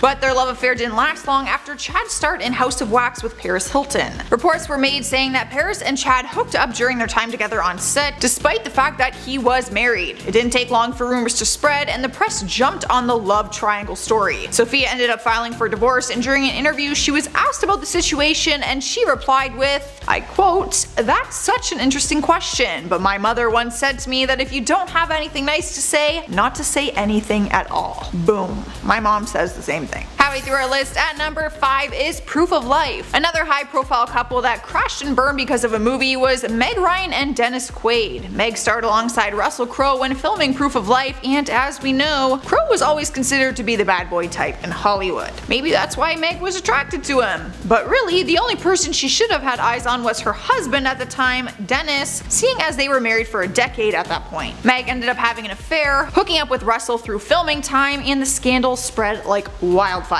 She was painted all over the media as a cheater, but she still claims the story was never told right. It's been said that Dennis had cheated on her many times, and they were already having issues when she started to film. The love affair between Meg and Russell didn't last long, and I don't think it's fair to just blame the movie for this. I'm looking at you, Meg. Coming in at number 4 is Titanic. At the time the iconic movie was being filmed, the director James Cameron was married to the Terminator star Linda Hamilton, but a scandal occurred on the set of the movie, and surprisingly it didn't include the two main actors. The director and his wife were together for many years at the time, even though it was his 3rd marriage at that point. News broke that he was having an affair with Susie Amos, and Linda up and left him. However, there was a period of time when Cameron went back to Linda, but it didn't last long, and he was once again back in the arms of his lover Susie. The two of them eventually got married, and it became his 4th and final marriage. Although one marriage was shattered, another one was gained, and it was one that lasted. James and Susie are still married to this day at the time of this recording, of course, and they have 3 children together. Linda once opened up about it and confirmed that he wasn't actually cheating on her. She said, I quote, "Titanic was the most painful thing in the world. But this wasn't because Jim was cheating on me. Jim went off with Susie because we were taking a break from each other and he was free to go with her. It was a painful time because we'd had a relationship where I'd push him away, then he'd push me away. Frankly, most of our relationship was us taking a big break." Well, there you have it, folks. Straight from the horse's mouth, he is not a cheater. Alright guys, at number 3 is Daredevil. So when Daredevil was filming, both Jennifer Garner and Ben Affleck were in committed relationships. This was the time when Ben was with J-Lo and Jennifer had a long-term relationship with Scott Foley. Neither of the actors have admitted to hooking up on set, but comments have been made by Ben, who later said he fell in love with Garner while working with her on the movie. His exact words were, I quote, "That's where I found my wife. We met on Pearl Harbor, which people hate, but we fell in love on Daredevil." They may have fallen in love on set, but it did take a while for them to ever become an official item. It wasn't like this huge big love affair scandal, and it didn't seem to affect Ben and J-Lo because they were still together a year after the movie was filmed. A relationship that it did seem to affect was Jennifer and Scott's, who ended up splitting just 2 months after. It was only a matter of time before Ben and Garner got together though, 1 year later to be precise. I can hardly keep up with Ben's love life on this list. In spot number 2 is Mr. and Miss Smith. Many people will remember this movie as Happier Times because it's when Brangelina was born. Brad Pitt and Angelina Jolie met on the set of this movie and ended up becoming the golden couple of the century. Only downfall was that Brad was actually married to Jennifer Aniston at the time that all of this was going down. It was the big debate in Hollywood whether Brad was having an affair or not. Angelina and Brad both denied that they ever had an affair while he was still married, but that argument fell apart when she admitted during an interview that she couldn't wait for her children to be old enough to see the movie where she fell in love with their father. At that point, people were calling her a homewrecker and everyone thought that Brad was a little scummy. When asked about the possible love affair later on, Jolie said, I quote, "It took until really the end of the shoot for us, I think, to realize that it might mean something more than we'd earlier allowed ourselves to believe, and both knowing that the reality of that was a big thing, something that was going to take a lot of serious consideration." Yeah, taking into consideration that he has a wife is definitely something serious. Taking the number 1 spot on our list is Snow White and the Huntsman. I feel like I've told this story a lot on our channel, but that's because it was so damn scandalous. This was the movie that shattered the hearts of Twilight fans because it introduced Twilight actress Kristen Stewart to the director Rupert Sanders. At the time she was filming this movie, she was dating her Twilight co-star Robert Pattinson. Fans were shipping hard for them for years, so when they finally got together, it was incredibly exciting. But all of that was ruined when images surfaced of Kristen and Rupert making out. Not only did this ruin the Twilight couple, but it also destroyed Rupert's relationship, who was married to the mother of his 2 children. This one is a double whammy. Both relationships shattered, and although we blame the 2 people involved, we can't help but realize that if they didn't work on this movie together,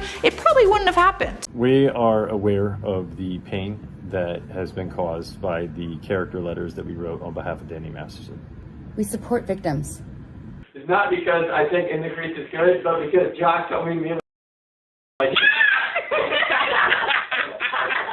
The road to marital bliss hasn't always run smoothly for Ashton Kutcher and Mila Kunis. Kunis was disproportionately aged to Kutcher's 19 years old when they met on the set of That 70s Show back in 1998, an age difference that adds a retrospective ick factor to their constant on-screen makeouts. And while there may have been a spark of something by the time the show ended, both stars were busy following independent dating lives, including Kutcher's 8-year marriage to actress Demi Moore. All told, Ashton and Mila had known each other for 14 years before they finally began exploring a romantic relationship back in 2012. Since then, they've welcomed 2 offspring and have been admired as Hollywood's, power couple. But is their relationship as solid as it first appears? People grow and change, so hey, maybe the idea of once a cheater, always a cheater may not hold true. Still, cheating is a red flag that demands close attention in future relationships. For instance, matchmaker Susan Trombetti pointed at Ashton's history of infidelity as a persistent warning sign in his current marriage. She mentioned who can forget him cheating on Demi Moore on their anniversary. So Ashton Kutcher and Demi Moore were married between 2005 to 2013, and according to Demi's memoir, he cheated on her at least twice. Whatever arrangements that he and Demi shared and agreed Sean prior didn't include that for sure, as evidenced by how physically devastated and hurt Demi was. Trombetti further pointed out that Kutcher even lied to other women entangled in his love triangle, assuring one falsely that he and Moore were separated. One of the most challenging parts of dating a celebrity is likely dealing with tabloid rumors, and this was definitely true for Ashton and Mila back in 2013 when gossip columnists began to wonder whether or not he was actually really being faithful to her. As Hollywood Life reported at the time, a woman named Sarah Leal claimed to have proof that Ashton was dating a friend of a friend. Apparently one of her co-workers sent her a photograph of Ashton in his PJs, and oof, it was an intimate photo, to say the least. In an interview, Leal contemplated the significance of the photograph in question. She said, sure, it could be an innocent picture, but I also think it's possible he's not dating Mila exclusively, not just because of that photo, but because he's cheated before. And that would definitely be a red flag for me if I were dating someone who had cheated on their wife. I would hate for Mila to have the same experience as Demi. And although it's impossible to verify these allegations, it's worth noting that Leal's been previously honest with the press. In 2011, she told US Weekly that Kutcher had pursued her while he was still married to Demi Moore, which those claims were confirmed. But the real crux here is Ashton Kutcher's lack of trustworthiness and pattern of lying, both of which are bona fide relationship enders. Once again, going back to our matchmaking expert, how can we believe any relationship he has? It might be easier to swallow if Ashton had shown any signs of changing his ways or pursuing clear personal growth, but as has been observed, he rushed into things with Mila so soon after his divorce that there was definitely no time wasted in processing such behavior or changing as a person. Healthy relationships require mutual respect, which has been a fundamental component of this romance. As one celeb critic has pointed out, Ashton cites his admiration for Mila as the main point of falling in love with her and accelerating the relationship. And while that sounds like a good thing, the loss of that respect could pose a serious red flag. Losing respect and admiration for each other kind of erodes the bond and love for each other. And unfortunately, the couple's mutual admiration may be on its way down. In a 2021 appearance on Hot Ones, Mila slammed Ashton for comments made during his own appearance on the program. She first fact-checked his preparation for the role of Steve Jobs in Jobs, which involved extremely and unhealthy measures. She was like, yeah, he's downplaying it. He was so dumb. He only ate grapes at one point. It's so stupid. He ended up in the hospital twice with pancreatitis. It was really dumb. And well, honesty between sweethearts is refreshing. It's an awfully blunt way to talk about your hubby on camera. And that wasn't the end of raking Ashton over the coals. She called him a liar about getting rid of his That 70s Show wardrobe, shouting at Ashton as he waited off screen. Now sure, these comments were delivered with a smile, but even seemingly harmless jokes can be signs of problematic behavior or more deeply rooted relationship issues. So look, this romance kind of escaped any kind of criticism for a long time, despite the whole Demi love chaos kerfuffle. However, outrage did erupt over the couple's role in the trial of their former That 70s Show co-star, Danny Masterson, putting a new spotlight on this couple and their life together. To make things brief and to be internet safe, folks, Danny was convicted of some pretty heinous crimes. He's been sentenced to 30 years in prison. That's all I can say.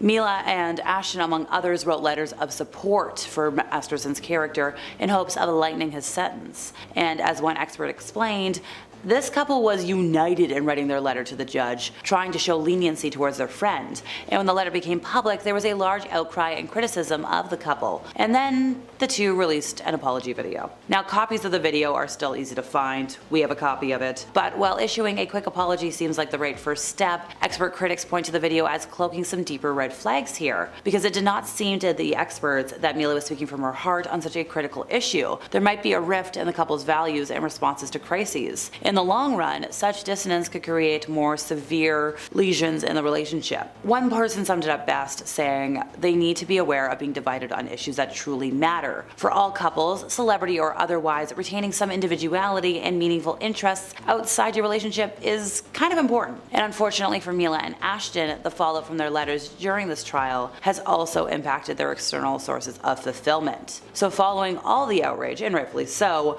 both halves of the couple resigned from their positions in the organization that Ashton co-founded, literally to stop crimes of this nature, which is kind of a doozy for us to hear. It must have been a doozy for him. Apparently his position as board chair was truly significant to him, and a lot of people were concerned that Ashton lost something that gave his life meaning and purpose beyond acting or producing entertainment. And missing that crucial sense of purpose could put a strain on Ashton, and by proxy, this relationship. Possibly being lost without a rudder and a goal of passionate significance could cause any marriage to greatly suffer and be negatively affected. In other words, this couple might need to redirect their passion and fulfillment somewhere else or risk long-term damage to their overall happiness. Meaning and purpose are the motivation to arise every day and live a fulfilling life, and without those cornerstones, it could spell trouble for happiness in this household. There's no shame in forming parasocial relationships with your favorite celebrities, but how well do you really know them? So, in wake of the whole trial, a lot of fans have had doubts about the authenticity of Ashton and Mila. Going back to our celebrity matchmaker from earlier, she shared some hints about public sentiment following the debacle and what it might indicate. Because for one thing, going back to that video apology, it's been controversial to say the least. It's a half-hearted attempt at an apology, and it had to be awful and devastating for any victims to see. It also just came across as self-serving, insincere, and it was really like, we're just trying to save our reputation, which is kind of a far cry from the image of the genuine sweethearts that the couple had previously cultivated, and naturally calls into question how much of their public life is reliable. A disconnect between public persona and personal life can be a huge relationship red flag, not to mention that such a visible fall from grace would put pressure on any couple, because being a hypocrite is just an example of how you can't trust who anybody really is. Actions speak louder than words. So, in other words, while it all may seem, good and fine and dandy from an outsider's perspective, we really don't know these guys or the true state of their relationship. So when it came time to film the 5th episode in season 1 of that 70s show, Mila was feeling nervous because she had already read the script and she knew she was gonna have to kiss somebody. But here's the problem. She was the youngest person in the cast. She had never been kissed. Ashton was a 19-year-old Calvin Klein model and an actor whose age made him much too old to be smooching somebody so young. Well, years later on the Rosie O'Donnell show, Ashton himself would admit, Mila was a certain age when they started the show, and everybody's like, okay, you guys are gonna be making out in this scene. And he's thinking like, wait, this is slightly illegal. Well, despite that, apparently Ashton attempted to French kiss Mila during the scene because Danny Masterson bet him $20 he wouldn't do it. So Mila mentioned that she had to close her mouth to prevent Ashton from slipping her the tongue.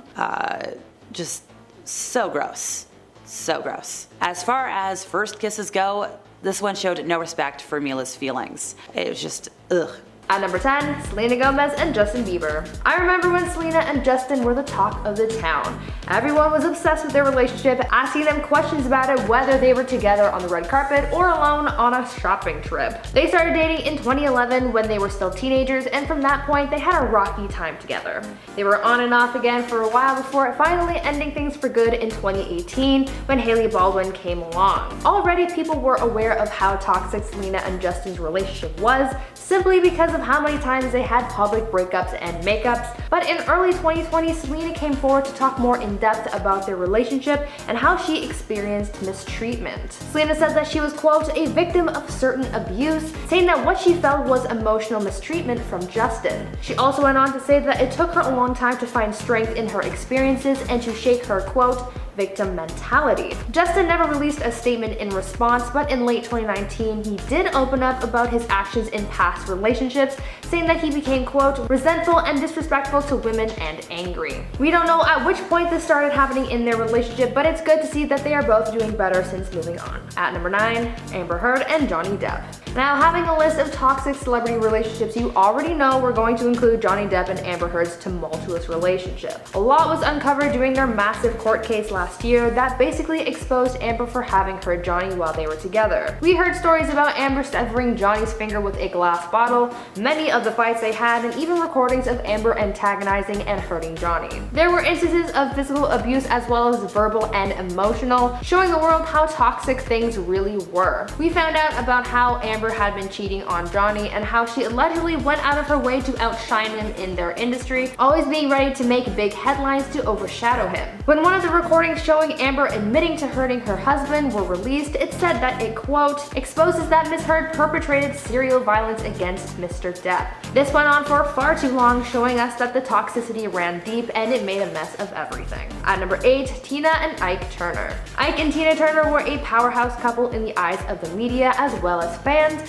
but behind the scenes things were very messy and toxic. They first met while Tina was still a teenager and they soon hit it off and started performing together. Soon their duo catapulted them to stardom, bringing them a lot of success, but because they were so close, things got very toxic. They got married in 1962 and stayed together for the following decade, but Tina was living her life in pain. In her book, Tina wrote about how Ike was an abusive partner, saying, quote, "He threw hot coffee in my face, giving me third-degree burns. He used my nose as a punching bag so many times that I could taste blood running down my throat when I sang. He broke my jaw and I couldn't remember what it was like to not have a black eye," end quote. Things got so bad that Tina wanted to end her life, but thankfully she survived her attempt, and she used her survival as fuel to get the strength to leave Ike and this toxic life behind. They eventually went their separate ways, with Tina becoming a bigger star and becoming an advocate, raising awareness about abuse. At number 7, Emma Roberts and Evan Peters. American Horror Story stars Emma Roberts and Evan Peters had a very tumultuous relationship that unfolded in the public eye. Though they both moved on, there was a time when their toxic relationship took over their lives. They started dating in 2012 and they had their share of makeups, breakups, ups and downs until they officially ended things in 2019. Their relationship had its faults.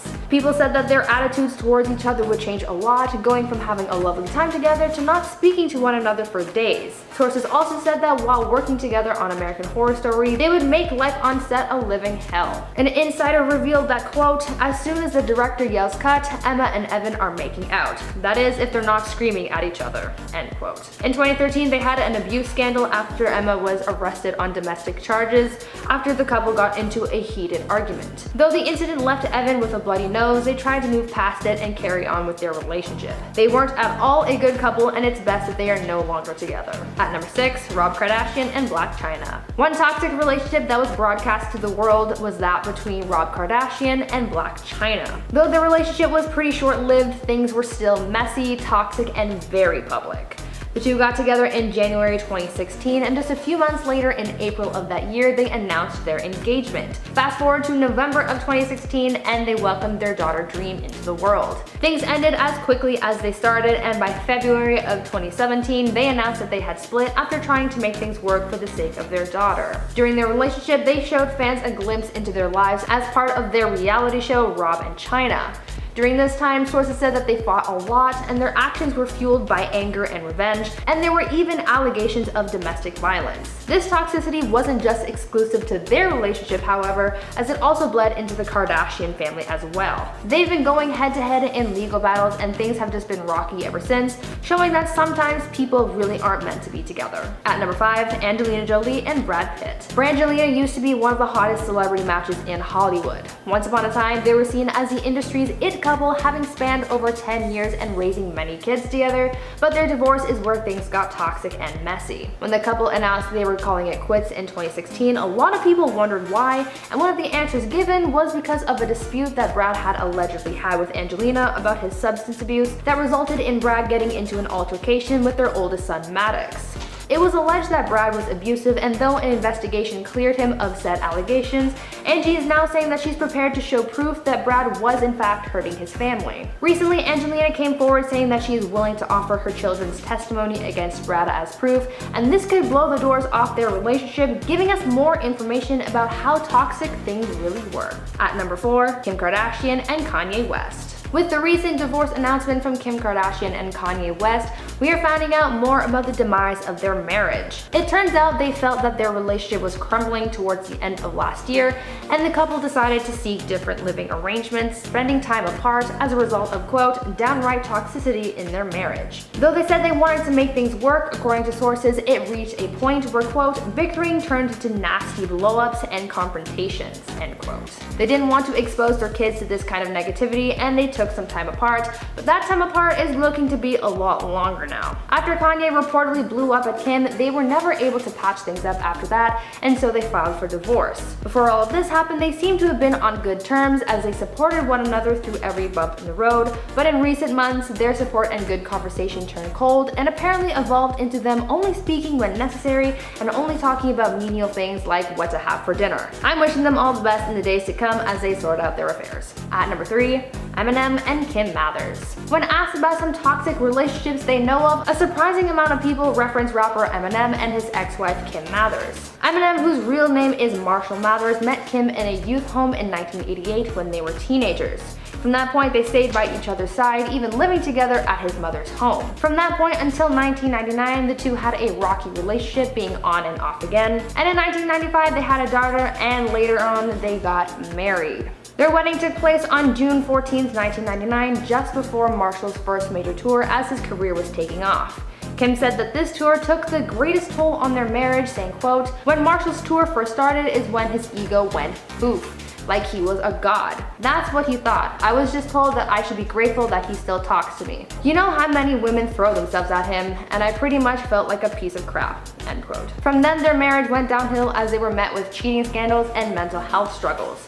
Eventually, they got a divorce in 2000, remarried in 2006, then divorced again, this time ending things for good.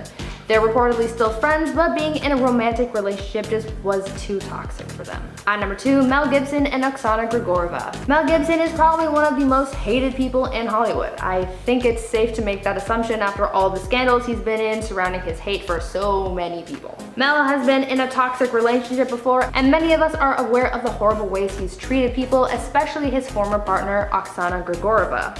The two had a very messy breakup in 2010, and at this time, an audio recording came out that showed Mel yelling at Oksana and saying horrible things to her about her body because he was mad that she allegedly lied to him about having breast implants. In the recording, Mel was heard saying horrible things about how he hated the way she looked, claiming she looked provocative and inappropriate, and even saying that if she were to be taken advantage of, it would be her fault for looking the way she did. This was a nasty, swear word-ridden rant that honestly no one deserves to hear. If this recording didn't paint enough of a toxic picture, then I don't know what would. And finally, number 1, Mike Tyson and Robin Givens. Back in the late 80s, Mike Tyson was dating model Robin Givens.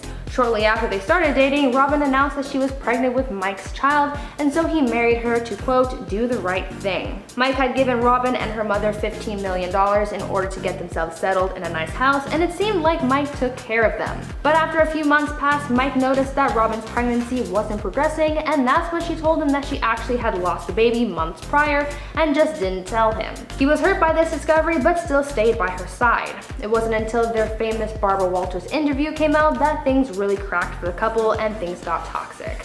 The interview was originally supposed to be an exclusive with Mike, but apparently just before getting started, Robin pulled Barbara aside to tell her that she had some things she wanted to say, and then proceeded to speak out about how Mike had allegedly been hurting her, saying that she was being mistreated in the relationship. They soon divorced after, but people believe that the whole truth wasn't uncovered.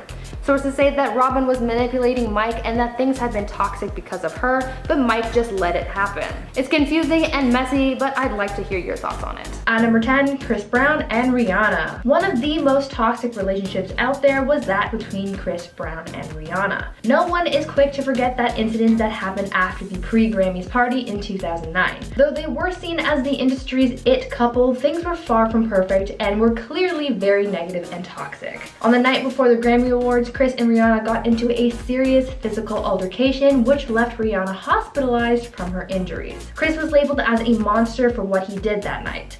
A police investigation was conducted and Chris pled guilty to felony assault. As a result, he was sentenced to 5 years probation and 6 months community service. A lot of people believe that he should have been given a harsher sentence because of how severely he hurt his girlfriend, but what do you guys think? Did he deserve more punishment or did he get what he deserved? At number 9, Mariah Carey and James Packer. Apparently, Mariah Carey is a horrible person. In the past, we've heard stories from people who've worked with the singer saying how she is so mean behind the scenes, but apparently the same goes in her romantic relationships as well. Yeah, maybe all she wants for Christmas is you, but at what cost? According to some sources, her relationship with James Packer was the most toxic. She allegedly treated him like garbage, even throwing his personal items, including his laptop, out of the window, all because he played a Beyoncé song. Their relationship ended just before they were set to get married because she, quote, wasn't happy with his behavior, but James' management fired back, claiming that Mariah was twisting things. Bottom line is that things were toxic and needed to end. At number 8, Marilyn Monroe and Joe DiMaggio. I couldn't imagine the pressure of being an A-list star. The public's eyes are always on you, from your everyday outings to your love life. Having a relationship must also be very difficult when you're famous because everyone feels entitled to having an opinion on your love life. When one of Hollywood's biggest stars, Marilyn Monroe, got married to Joe DiMaggio, it was a very big deal. Everyone thought that the actress and the athlete looked like a beautiful match who were deeply in love, having met and married within a relatively short amount of time. Really, at the time, they were hashtag relationship goals. They got married in a quiet City Hall ceremony in January 1954 and turned a work trip to Japan into their honeymoon as they had to squeeze their special day in between work engagements. But just 9 months later, their spark had faded and their relationship was over. The problem was that Joe allegedly wanted Marilyn to be a stay-at-home wife, but because Marilyn was at the height of her career and she loved her work, she wouldn't agree to that, and she just wanted to keep working. Joe also apparently had a hard time coming to terms with his wife's public image, being a Hollywood idol, and apparently her famous subway gate scene was the last straw for him. Their marriage ended with Marilyn citing mental cruelty as one of the reasons behind their divorce because of how toxic things had become. She didn't like how her husband refused to support her, and that's just not the kind of energy she needed in her life. At number 7, Kate Moss and Pete Doherty. There are many ways that a relationship can be toxic. It can be more one-sided or it can be mutual. Kate Moss and Pete Doherty's relationship was one that was toxic from both sides. Though they were engaged at some point, they still had their problems. In an interview, Pete once said that with Kate he was, quote, always dodging bullets. He claimed that Kate had a bad temper, saying that she once accused him out of the blue of having an affair and then verbally and physically assaulted him. On the other hand, Kate had a big problem with Pete's substance abuse, demanding that he quit, but also taunting him with substances of her own. They were an on and off again couple who really just weren't good for each other. They kept going back to each other until around 2007, where they decided to stay apart for good. And it was a very toxic situation, but their breakup was probably for the best. At number 6, Saweetie and Quavo. No one really acknowledged it until recently, but singer Saweetie and rapper Quavo had a very toxic relationship. The pair recently announced their breakup, and though it started off looking like a simple case of two people growing apart, soon the public found out that there was more to the story than once thought. Shortly after announcing their breakup, footage was leaked which showed the former couple fighting in an elevator. The footage showed the two of them in a physical altercation, showing Saweetie trying to strike Quavo, a suitcase being thrown, Quavo falling on top of his girlfriend, and ending with Saweetie limping away. Though this footage was from a year ago, it gave people a different perspective on how their relationship was at the time. Their problems were only just now publicized and sort of exposed the two of them for being toxic. Both Saweetie and Quavo have said that they've moved on from this incident, and Quavo issued a statement assuring that he's never abused his girlfriend. Their breakup has caused some drama within Quavo's family, making this a very toxic situation.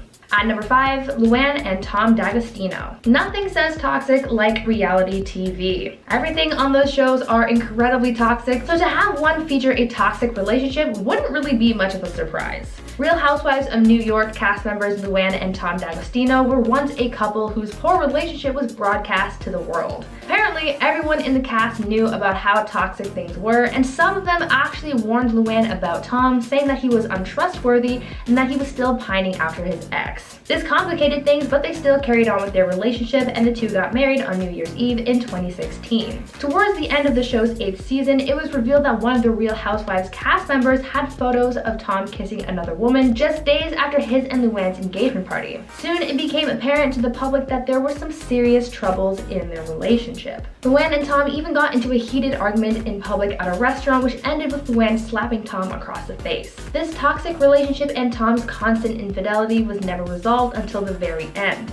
They were only married for 7 months, and those were probably some of the most toxic 7 months of their lives. At number 4, Axl Rose and Erin Everly. Moving on to a toxic relationship from the rock world, we have the tumultuous relationship of Axl Rose and Erin Everly. Their relationship was very publicized and is one that is certainly ingrained in the rock world. The two met at a party in 1986 while Axl, the frontman for Guns N' Roses, was still an up-and-coming musician, and the two formed an instant connection. Erin quickly became one of the most important people in Axl's life, becoming the inspiration for the song Sweet Child of Mine. Despite being a beloved and good-looking match on the outside, they actually had a very toxic relationship, but that didn't stop them from getting married in 1990 in a Las Vegas ceremony. The toxicity started even before they were married because, according to Erin, Axel allegedly threatened to harm himself if she didn't marry him, so already things were off to a pretty rocky start. Their marriage didn't really last very long as it was annulled in 1991, just 9 months after getting married. Fast forward to 1994 and Erin filed a civil suit against Axel where she alleged that she had been a victim of a citing Axel as her attacker. Things have been messy since their split as Erin has auctioned off memorabilia that she had kept from her days with Axel and the band, looking to rid herself of any trace of her old ties with them, showing us that things really were quite toxic back then. At number 3, Elizabeth Taylor and Conrad Hilton. Elizabeth Taylor was one of Hollywood's most memorable icons. Though she was incredibly successful in her professional life, her love life was not. Because she was married 8 times, she had some regrettable relationships and some of them caused scandals, but others were just downright toxic. One of her shortest and most toxic marriages was to hotel heir Conrad Hilton. The pair were only married for 205 days before getting their marriage annulled after feeling neglected and abused by her new husband. This was her first marriage as she was only 18 at the time of her wedding, but shortly after they tied the knot, Liz started to notice how indifferent Conrad was to her, recalling how she would feel hurt by the abusive language her husband was using towards her. During their honeymoon, the two also reportedly fought a lot and spent more time apart than they did together. So things were off to a rough start from the very beginning. Eventually, Liz saw that nothing was going to change with Conrad, and so she made the steps towards ending their marriage.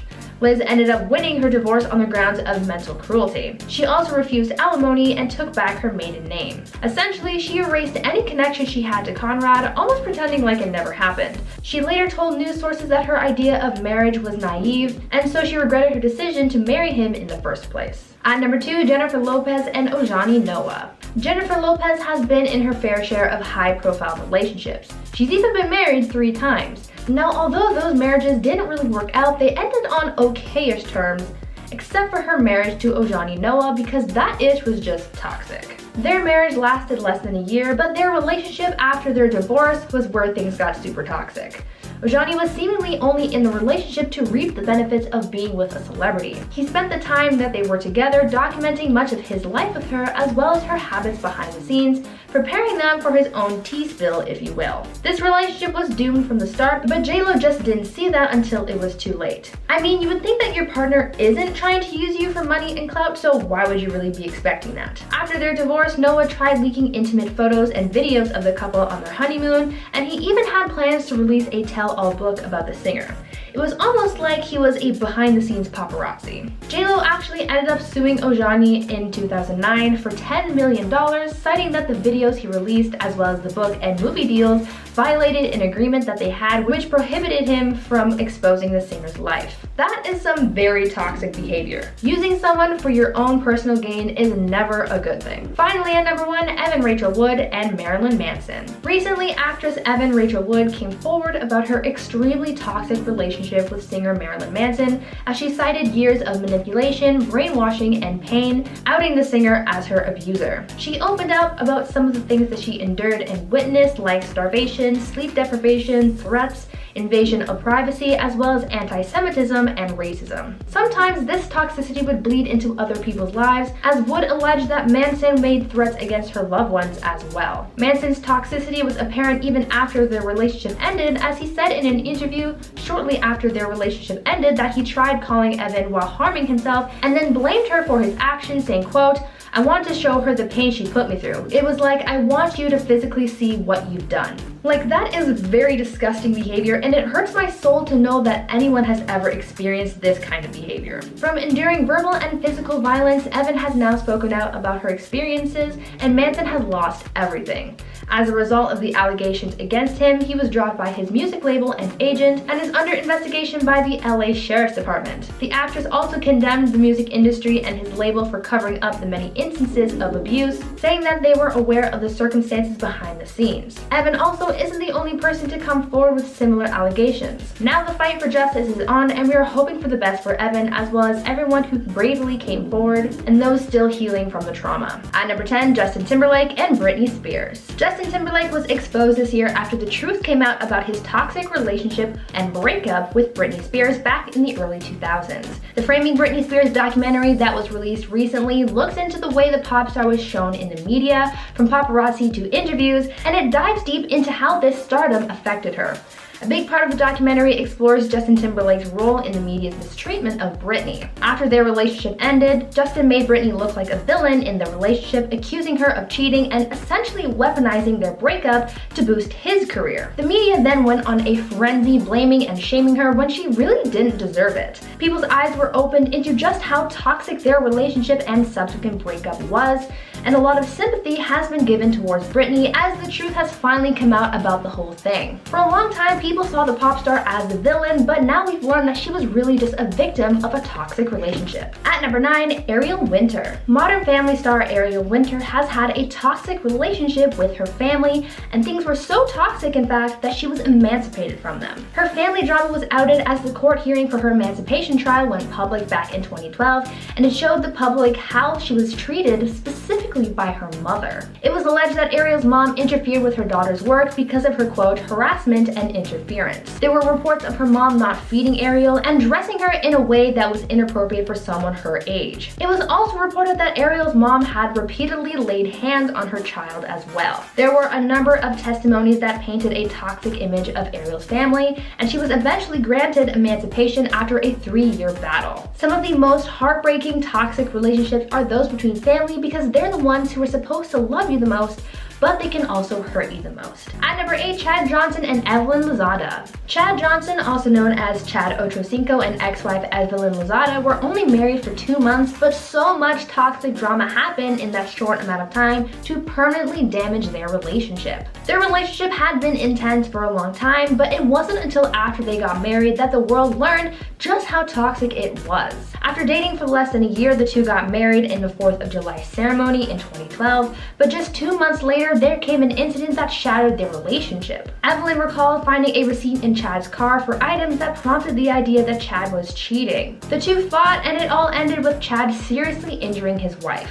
Chad was later arrested for battery and domestic violence, and they divorced shortly after the incident. Evelyn did an interview after the ordeal where she opened up about her feelings on the situation. You know, I knew that he was lying, and I told him, I never forget telling him, I said, I'm not sticking by you through this.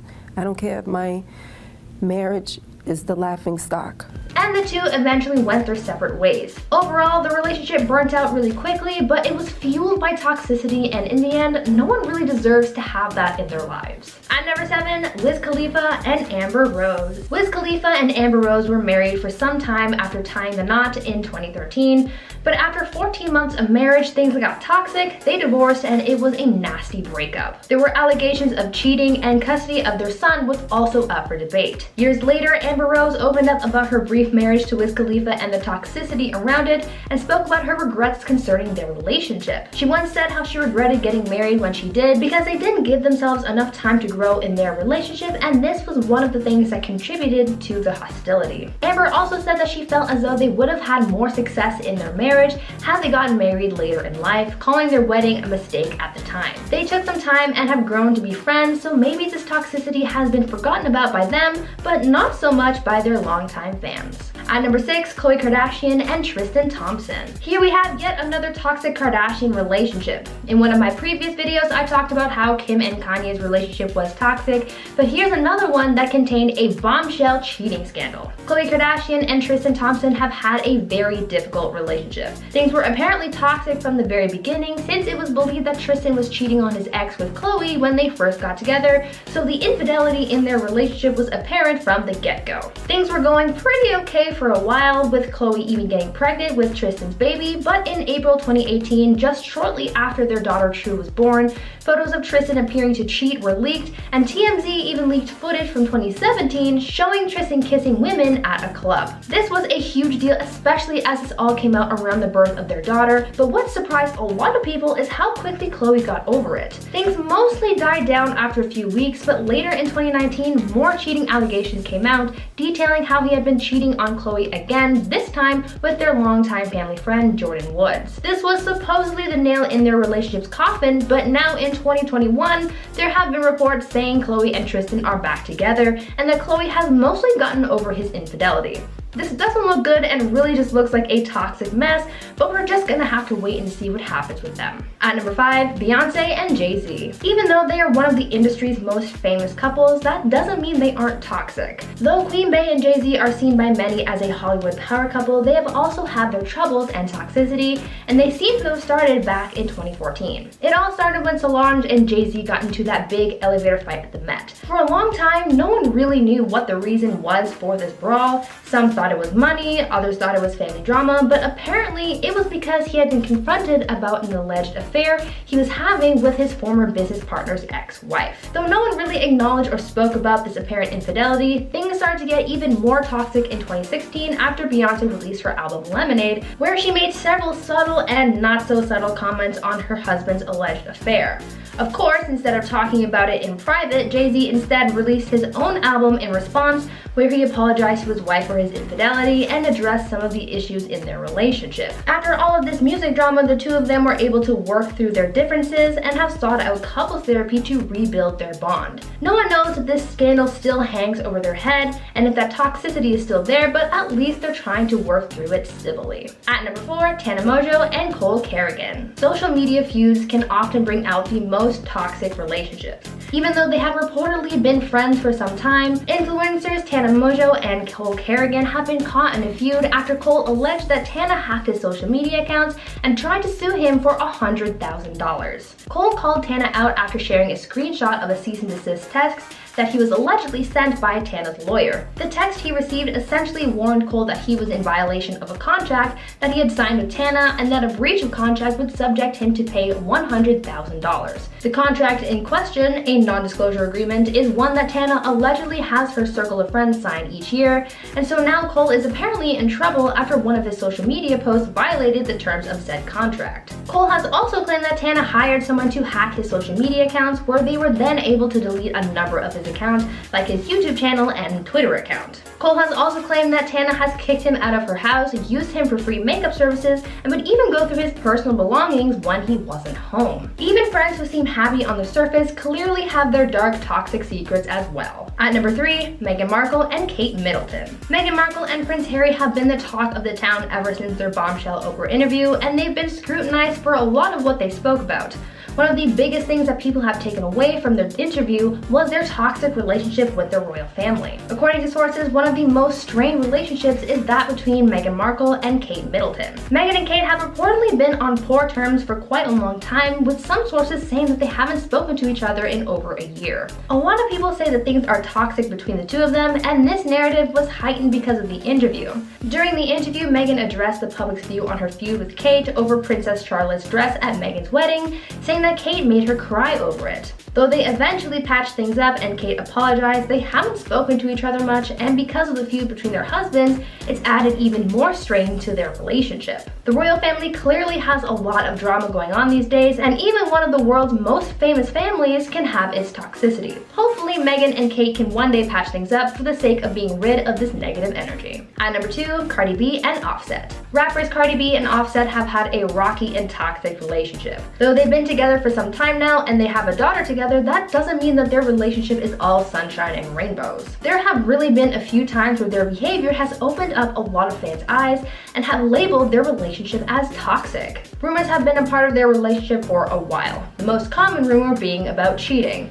In September of 2020, Cardi actually filed for divorce from Offset after rumors started circulating that he had cheated on his wife and he had actually gotten another woman pregnant during that time. Fast forward a month to October 2020 and the relationship was patched up after Offset bought Cardi a $300,000 car and a billboard dedicated to her. When Cardi took him back, that's when the internet started talking about how toxic their relationship really was. People were honestly very surprised that Cardi took Offset back even after everything he did to her, with some some adding that Offset was using guilt and emotional manipulation to keep her in his life. In response to some fans' comments, Cardi defended her relationship, saying that it wasn't toxic as everyone believes and that she is not in an abusive relationship. Does the fact that she's defending her husband make you think that they are in fact toxic or just misunderstood? Let me know down in the comments. Finally, at number 1, Kourtney Kardashian and Scott Disick. The Kardashians have seen their fair share of toxic relationships, obviously, but out of all of them, Kourtney and Scott's relationship has to be one of, if not the most toxic. Kourtney and Scott have been on and off again since 2006, and even though they've broken up so many times, they can't seem to distance themselves from each other enough. The pair co-parent their 3 kids, but they also cause a lot of drama whether or not they are together. But they've never been completely out of each other's lives, since Scott is also part of the Keeping Up with the Kardashians lineup. Because they've been through so much together, fans continue to ship them, but really, we shouldn't be romanticizing their toxic relationship. In the past, Scott has cheated on Kourtney, and even when they were broken up, has said that he's dated other women, specifically those much younger than him, only to make Kourtney jealous. Kourtney and Scott also struggled with Scott's substance abuse problem, with Kourt once going so far as to tell Scott that if he didn't get help, she wouldn't allow him to see their kid, and for a long time, Scott refused to get help. Things finally ended for good in 2015 when Scott was accused of cheating with one of his exes, and Kourtney just had enough of his infidelity. From that point, they haven't been in an official relationship, but they haven't kept their distance either. Kourtney has made comments about having another kid with Scott even though they aren't together, and Scott has been very vocal about how heartbroken he is to see Kourt in a new relationship. Number 10, Nigella Lawson and Charles Saatchi. The couple's fight was witnessed by a photographer who stumbled upon celebrity chef Nigella Lawson being choked by none other than her husband, Britain's most high-profile figure, Charles Saatchi. The incident all went down during her birthday lunch, and a now infamous photo was captured of the chilling sight. The photographer, who only went by the name Jean-Paul, told Vanity Fair in 2013 that when Charles grabbed his wife's throat, quote, "It was so violent, with such force, that her head snapped backward." The story hit the tabloids at full speed and actually served to open up a much-needed conversation about domestic violence. Their relationship was obviously far from perfect, but the intense controversy that the incident sparked was enough to tear them apart forever. That same year, Charles filed for divorce from Nigella after 10 years of marriage. Funnily enough, he later told the Daily Mail that putting his hands on her throat was merely a gesture, and insisted that there was no pressure applied to her. Yeah, right. Number 9, Kim Kardashian and Kris Humphries. Their 72-day marriage had certainly shown signs that it was going to end quickly.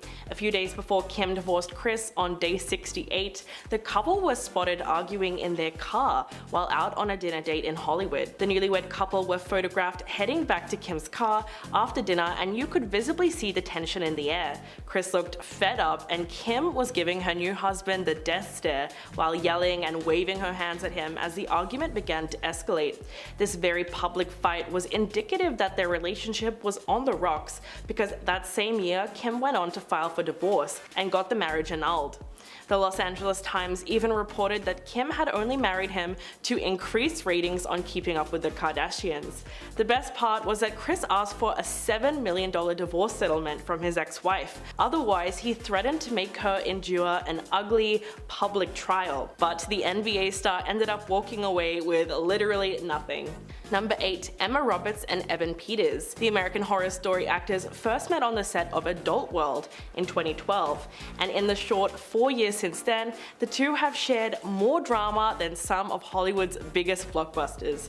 Toxic doesn't even begin to describe their relationship. We're talking about at least 3 breakups and deleting all social media traces of each other.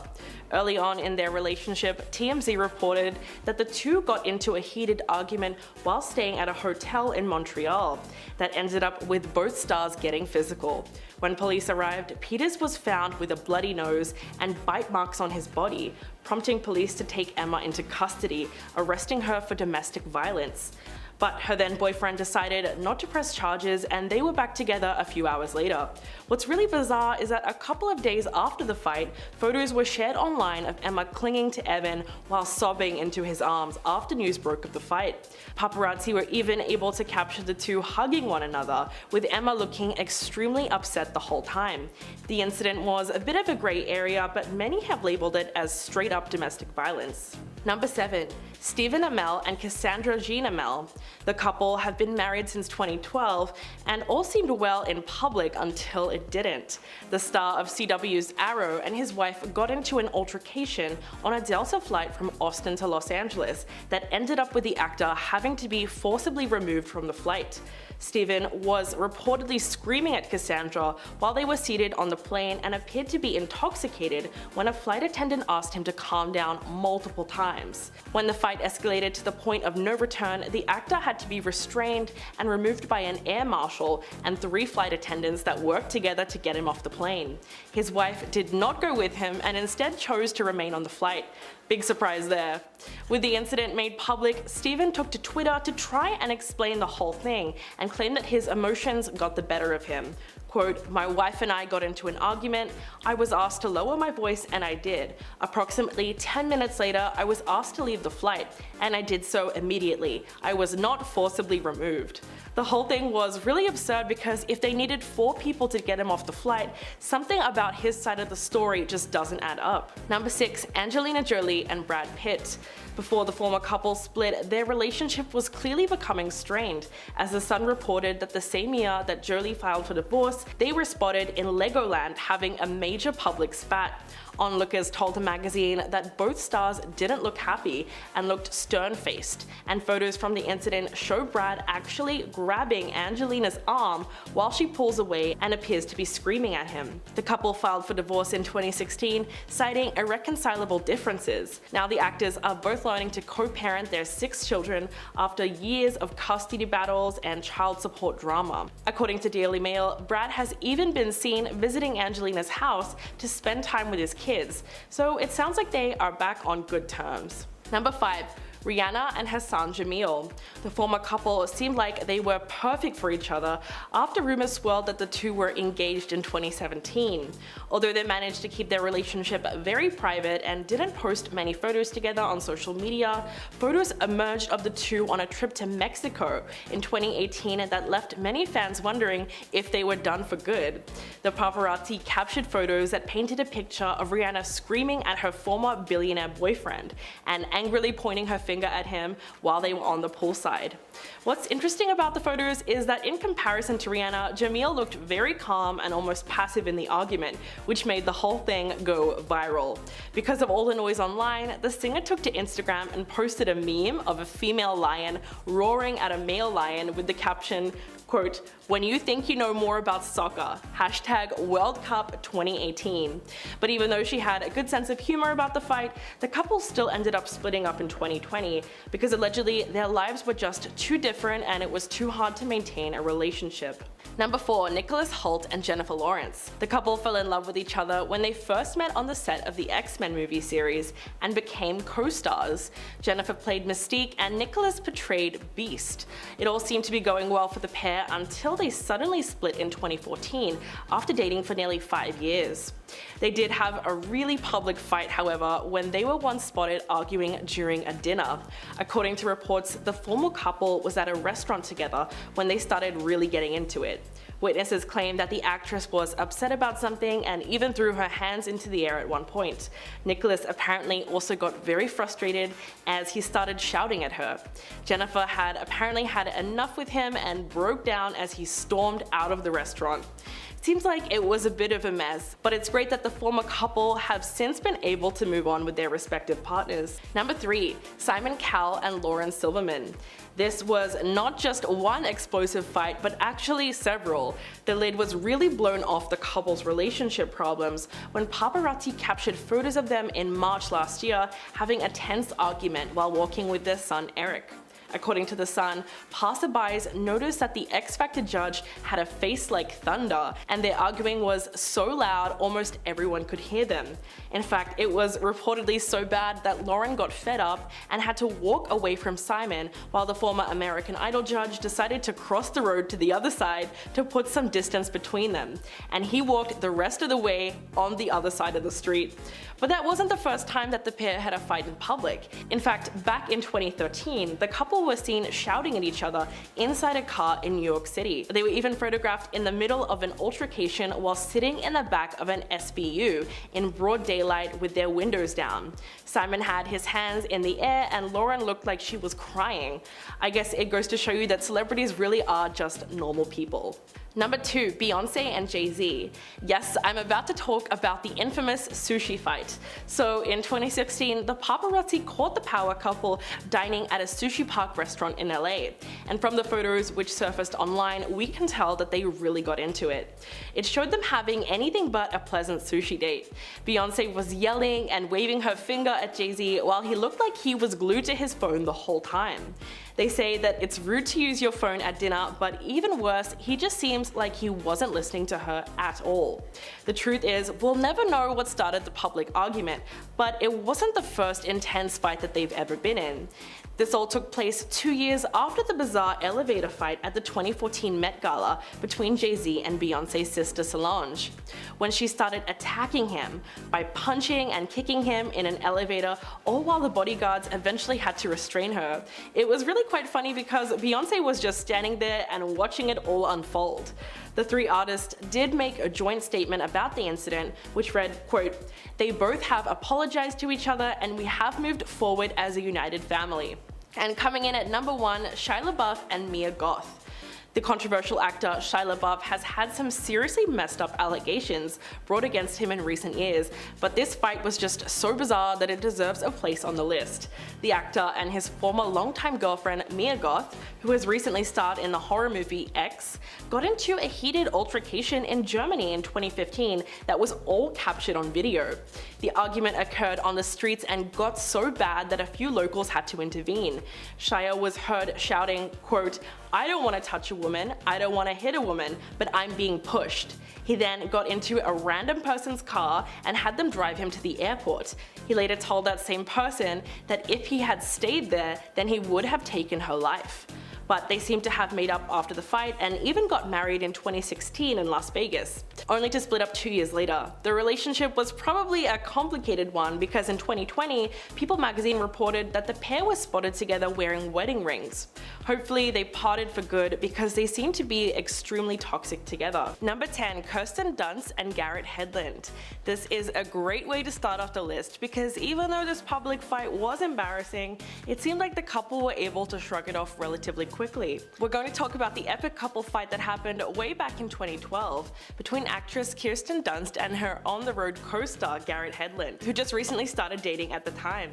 Although the actors had plenty in common and things started going well initially, cameras caught the couple having a major argument on their way to a movie theater, which was so intense it looked like it was about more than which movie they were seeing. It looked like something had sparked a pretty big fight as the pair continued to hurl insults at each other on the way. Whatever happened in the car that day, it was probably just a petty argument because they ended up dating for another 4 years. And in 2015, Kirsten said, quote, "We're the same age, we have similar backgrounds, he feels like family to me." But sadly, like most other good things, the relationship came to an end in April of 2016. Number 9, John Mayer and Jessica Simpson. If there's one thing that Hollywood knows by now, it's that John Mayer is a bit of a playboy. His reputation as a womanizer definitely precedes him. So that's why everyone at one point was really surprised to see him with Jessica Simpson. He raised eyebrows when he used the phrase sexual napalm to describe his romance with Simpson and even compared her to a certain illicit substance that he said he couldn't get enough of. The couple dated for a year, but they broke up several times throughout their relationship. In fact, sources close to the couple told People that things were always on and off between the pair and they had arguments constantly. Unfortunately, 2006 marked the year that they decided to finally split for good. The couple was on vacation in Mexico when there were photos snapped of them arguing on the balcony of their room. Jessica looked like she was in tears and it was undoubtedly a breakup. The news of their split came shortly after the photos were released, meaning there's a good chance that the paparazzi actually captured the moment when Jessica and John called things off for good. Number 8, Adrienne Maloof and Sean Stewart. Apart from their almost 20-year age difference, it seemed like there were were a myriad of other issues that plagued the brief relationship between Rod Stewart's son, Sean Stewart, and former Real Housewives of Beverly Hills cast member Adrienne Maloof. The couple split up after having a blowout fight on the red carpet. According to eyewitnesses, the duo arrived separately, and Adrienne walked the red carpet with an even younger man, 24-year-old Jacob Bush. TMZ spotted the pair fighting next to the red carpet at the charity event, which definitely marked the end of their on-again, off-again relationship. The argument between them got heated, and Sean could be seen storming off, telling his ex, "I'm done," when her date tried to approach him.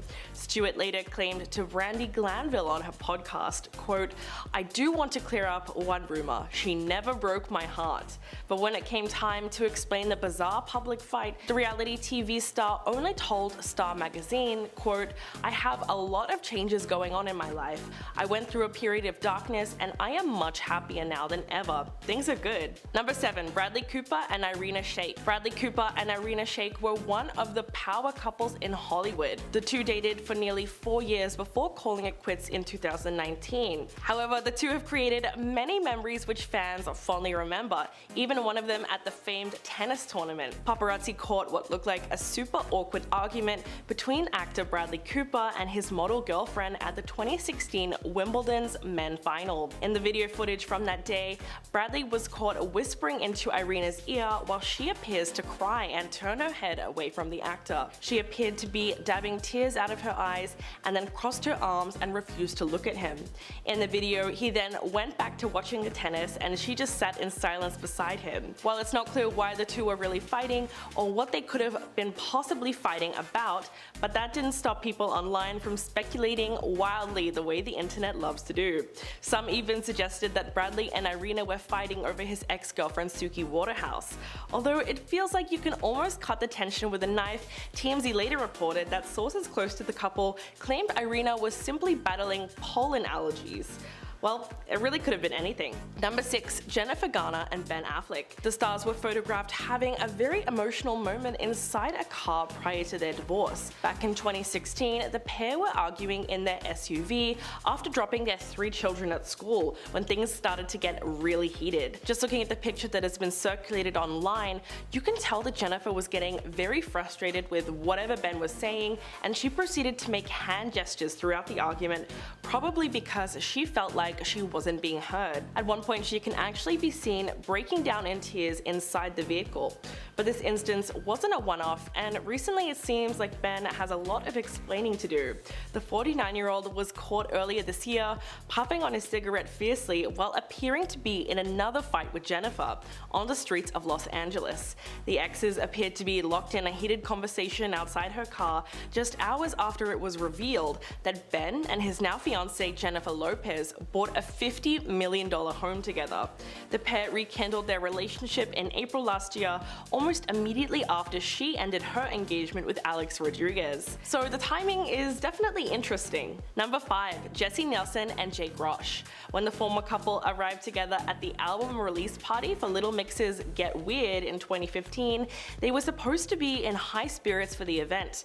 But the evening soon took a turn for the worst, as somehow it ended up with Jessie crying. It was reported that Jessie allegedly had a massive fight with her then fiancé before she decided she had had enough and stormed out. A source told the Daily Mirror newspaper that the girls had been having a great night, drinking and even dancing on the tables the whole night until the early hours. But somewhere around the AM, Jessie and Jake had a tiff, and Jake stomped off to a nearby hotel, and Jessie was clearly sobbing and she took a cab home.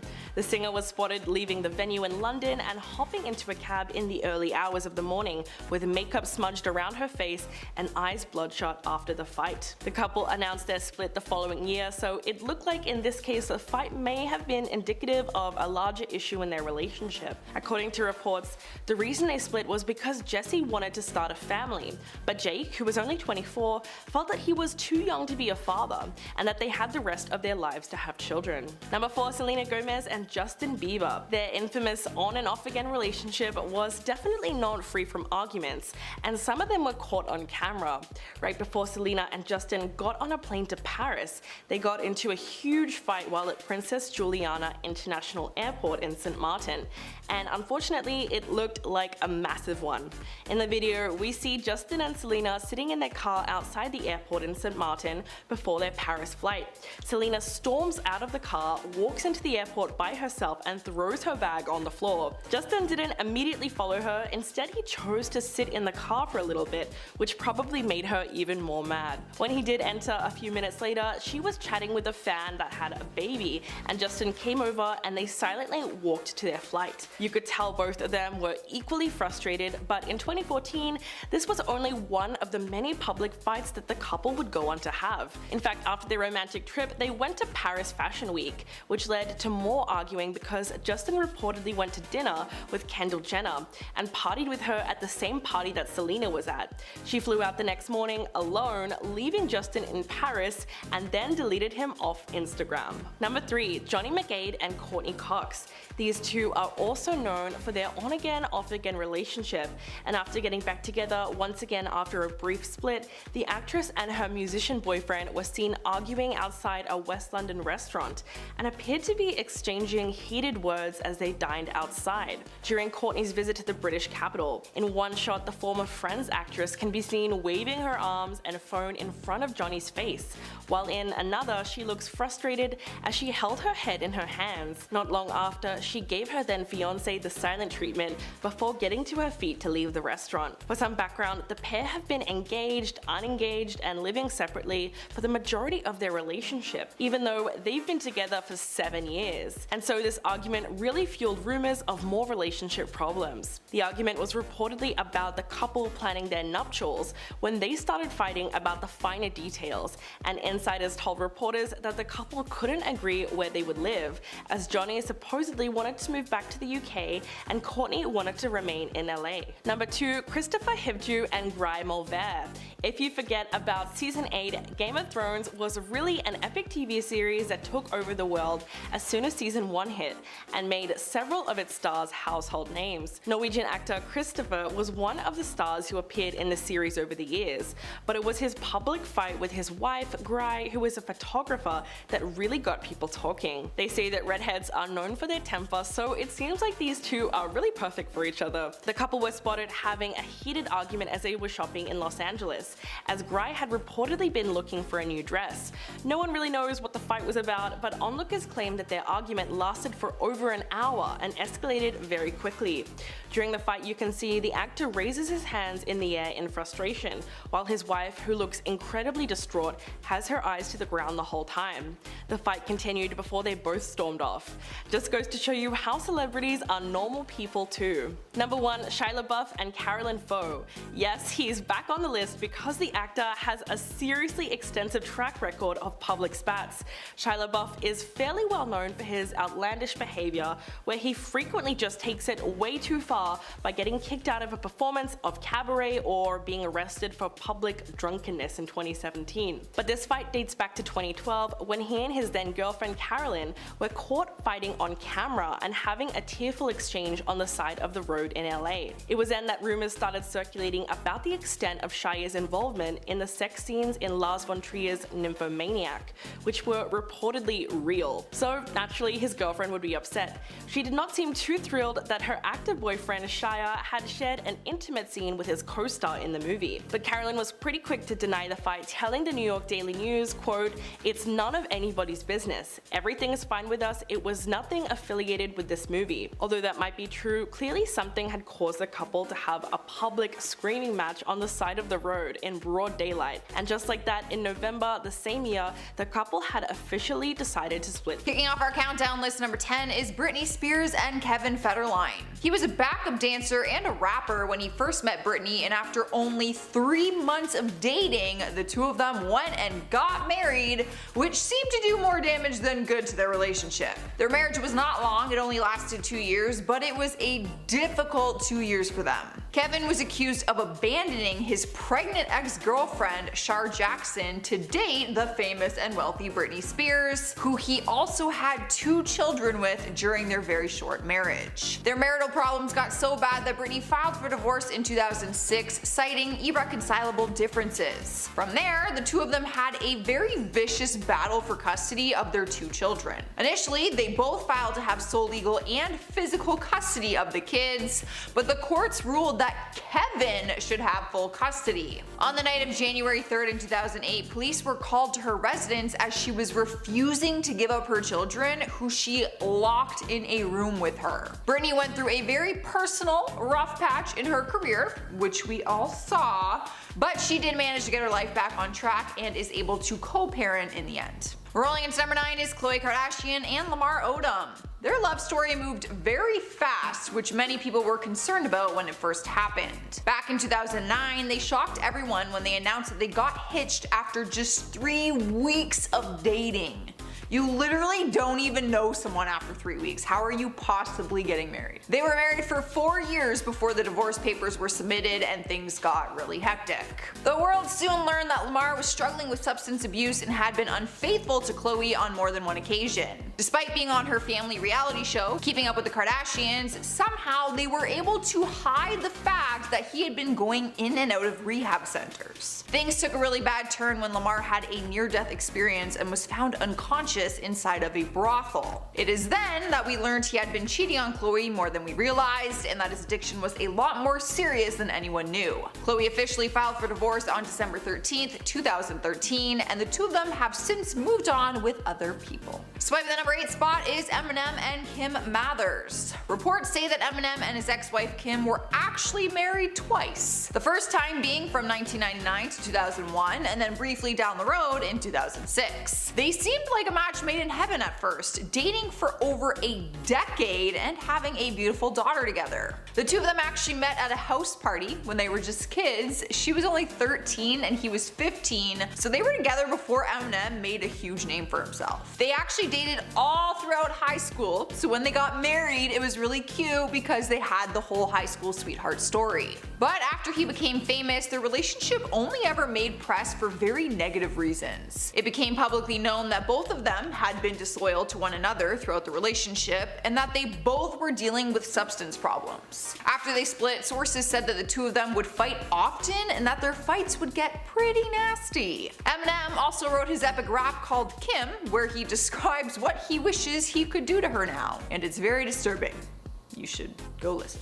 Up next, number 7 is Chris Brown and Rihanna. They seem like the music industry's perfect power couple, and from the outside looking in, everything seemed like it was a perfect love story. That was until one fateful night in 2009 when the horrific news broke that he had left her bruised and bleeding after an argument. Rihanna even testified against him in court, which is why fans were so surprised when they tried to give their relationship another shot a few years down the road. After the altercation, Chris was arrested and sentenced to community service and domestic violence counseling. He openly talked about his low point in the relationship and called himself a monster for what he did. But he also admitted that she got physical with him too, and that oftentimes all their arguments turned to violence, whether it was scratching, slapping, pushing, basically everything.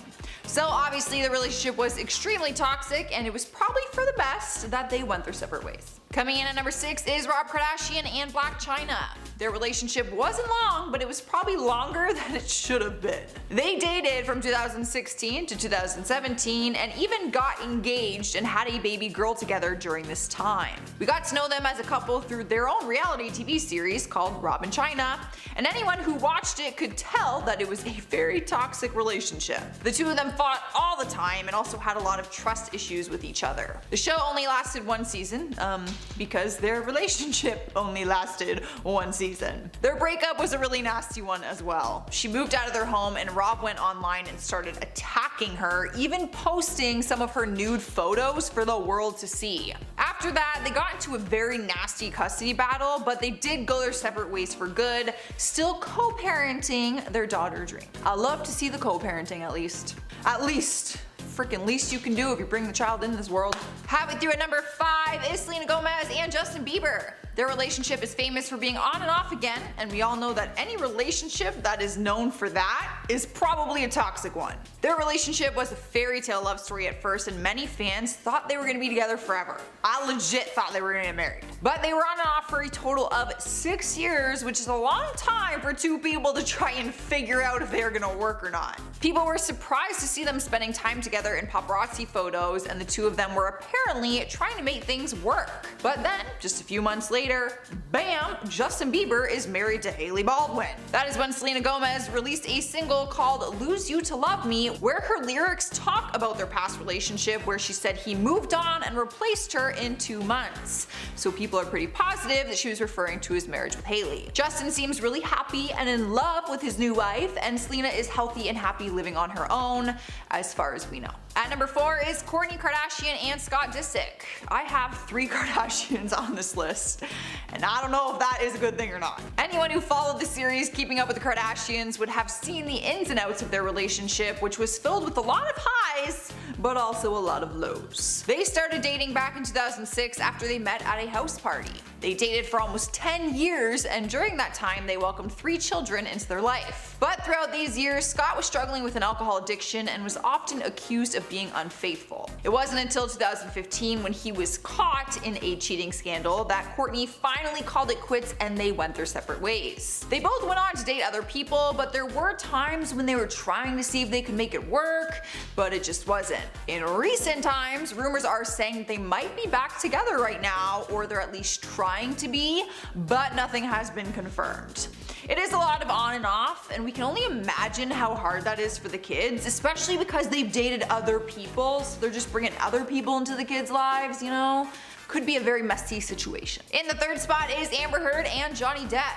I think their $100 million lawsuit is enough proof that their relationship is a toxic one. We have learned a lot about the relationship because of it, with each of them bringing forth different evidence against the other, most of their claims being pretty disturbing. Some of their claims have involved domestic violence, alcohol addiction, substance abuse, and apparently Amber pooping on their bed as a funny prank.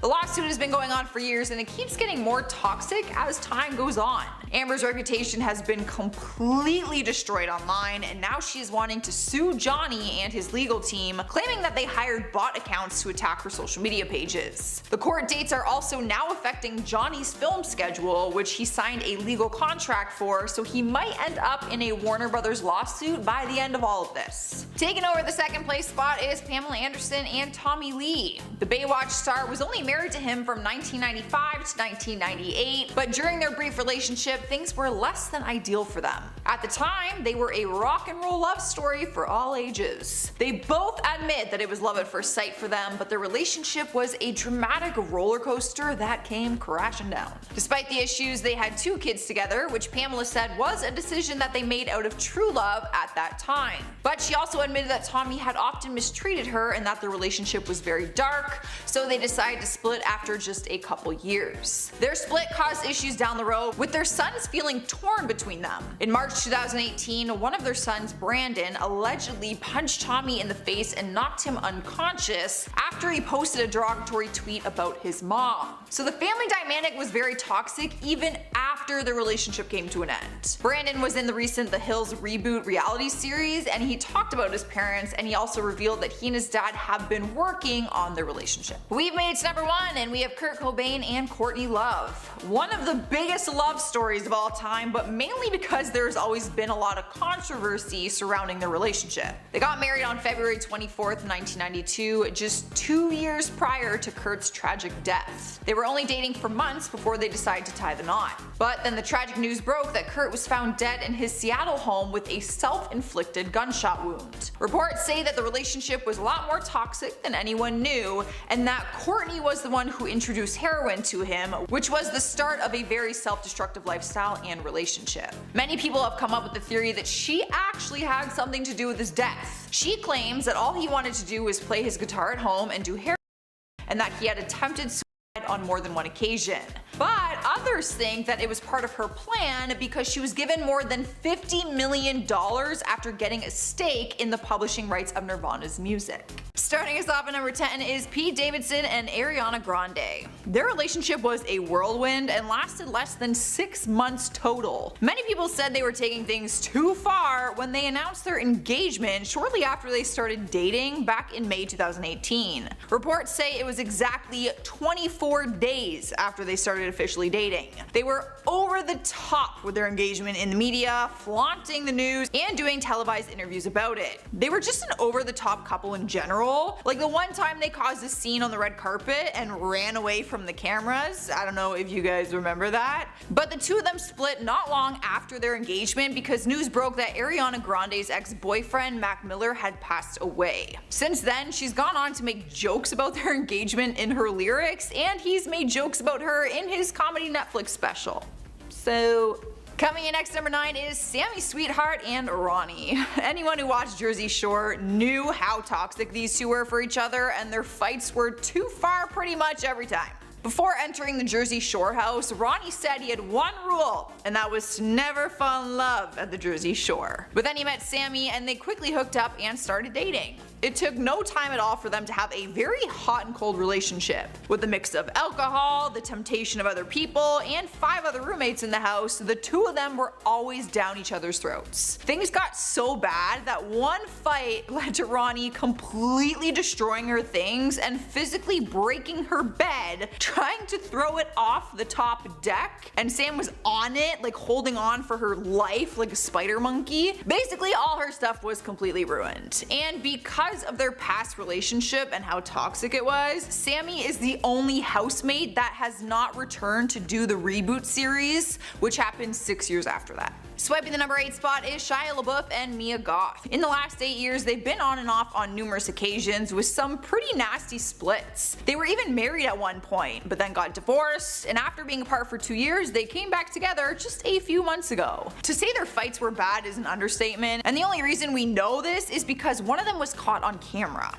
In 2015, a year before their wedding, they had a huge fight in Germany and the video footage of the argument went viral online. Some fans were there when it happened and filmed the entire thing and then stayed with Shia after Mia left in a cab. Shia said to the people on camera if he didn't walk away when he did, then he would have killed her. Later in the video, he even talked to the fans about purchasing a gun in Germany. It was honestly scary stuff, you guys, after I watched the footage. I was like, this is not something to joke about. However, this was all around the time that he was going through an alcohol addiction and also had multiple run-ins with the law.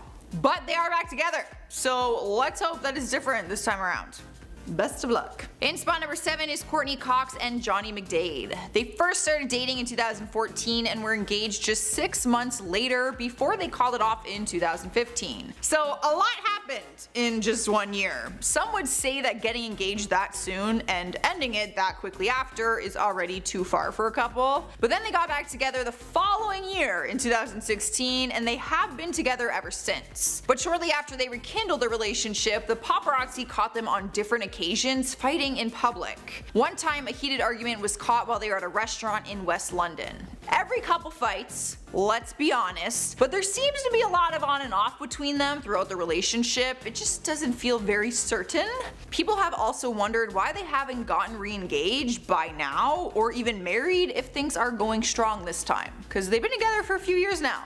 4 years. Again, like after the first thing. We're moving on to number 6 and we have Kim Kardashian and Kris Humphries. Before Kanye West and Kim took over the media, Kim was once married to Kris Humphries for a whopping 72 days. We got to see a closer look at their relationship because everything was filmed for their reality show Keeping Up with the Kardashians. They were often spotted fighting. Even just before Kim filed for a divorce, the paparazzi caught them fighting and having a huge argument in a car in LA. She yelled at him and left him to find his own ride home. Footage from her reality show Kim and Kourtney Take New York also showed footage of Kim punching Kris. She described it as playful banter, but others started to deem it as domestic violence and she faced a ton of backlash for it. We've made it halfway through the countdown and we have Jessie Nelson and Jake Rosh. Jessie was having the time of her life while at the release party for her girl group Little Mix. They were releasing their album called Get Weird, but by the end of the party she was left in tears after a huge fight with her fiance. They got into a heated argument during the event, then causing Jake to leave and Jessie sitting in a car with mascara running down her face. The end of the argument was caught on camera because tons of paparazzi were there for the event, and Jessie had a breakdown right in front of them. Turns out that Jake went to a local hotel alone and she took a cab back to her hotel. But it seemed like they were able to shake it off very quickly because hours into the next morning they posted this affectionate photo on social media. To me, honestly, it just feels like a cover-up. I feel like people post a happy picture after an argument to like confirm like we're okay when they're not. Rolling into number 4 is Selena Gomez and Justin Bieber. It's hard to forget the constant on and off relationship they once had for many years. They started dating when they were young, so we could make more excuses that time around, but then they tried to rekindle the flame in 2012. TMZ reported that they went out on a dinner date and Selena left just 10 minutes in because of something Justin said, and when he tried to go to her house later, apparently she refused to let him in. Then, in 2014, they got into a public argument at an airport and she was seen stomping out of a van and throwing her purse on the ground. Justin refused to get out of the car for some time and they went through the airport separately. It's safe to say that it might be for the best that they didn't end up together, even though a lot of fans were really rooting for them. I was.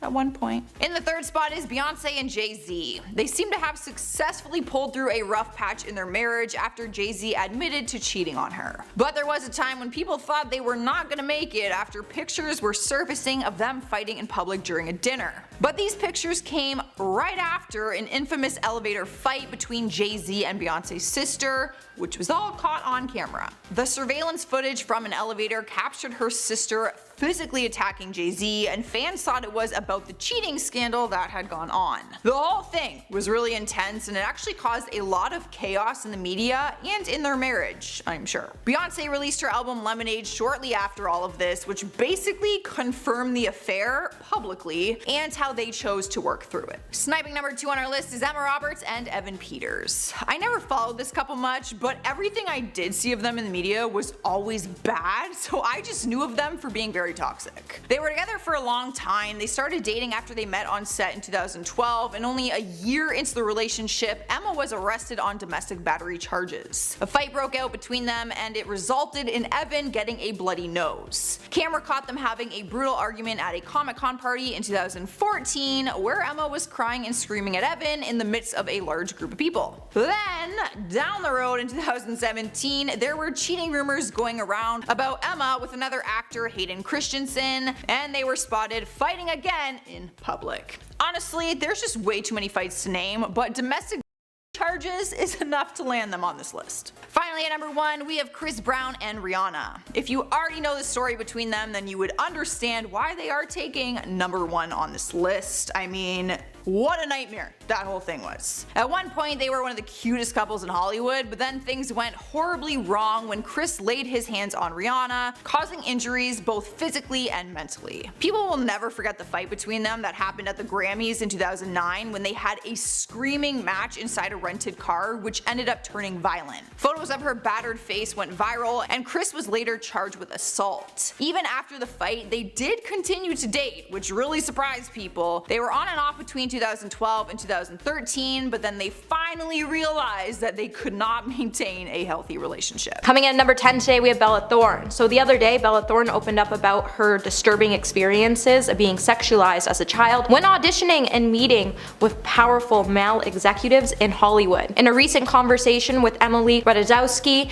on the High and Low Emirata podcast, the actor spoke candidly about being rejected for a role at the age of 10 because of an unnamed casting director accusing her of flirting with him. Bella would say, "I had a director give me feedback once and I was 10, and the casting director calls my agent, and then the agent calls my mom, and they're like, so she's not moving forward because the director felt like she was flirting with him and it made him really uncomfortable."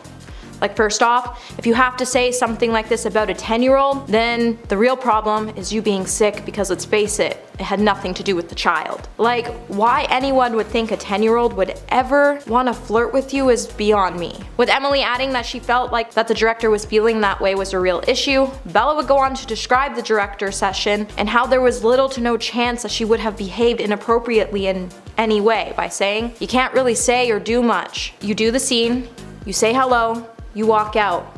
There's no like time to let me go sit on your lap or make you feel uncomfortable. Like, what the F are you talking about, man? While Bella described how the encounter had stayed with her, making her doubt her own behavior, the whole podcast would go on to highlight how the industry still is with young women, and it's truly disturbing. Number 9, Nicole Kidman. Nicole Kidman and Jimmy Fallon's streak of awkward interviews always seems to entertain us. Back in 2015, a video would start to go viral after Nicole revealed to Jimmy that she had a crush on him. The realization that they almost could have dated would come after they sat down to recall the first time they met. Jimmy would say, "I don't know if you remember this, but we've met before," to which the actress teased, "Oh, I remember." While the two claimed to have very different versions of the story, the father of two would find his own actually quite embarrassing. Jimmy would recall that he was walking around New York City when a friend called him up to tell him Nicole was with him and was hoping to meet him. As Jimmy would continue to ramble on, Nicole would stop him in his tracks and say, "I just remember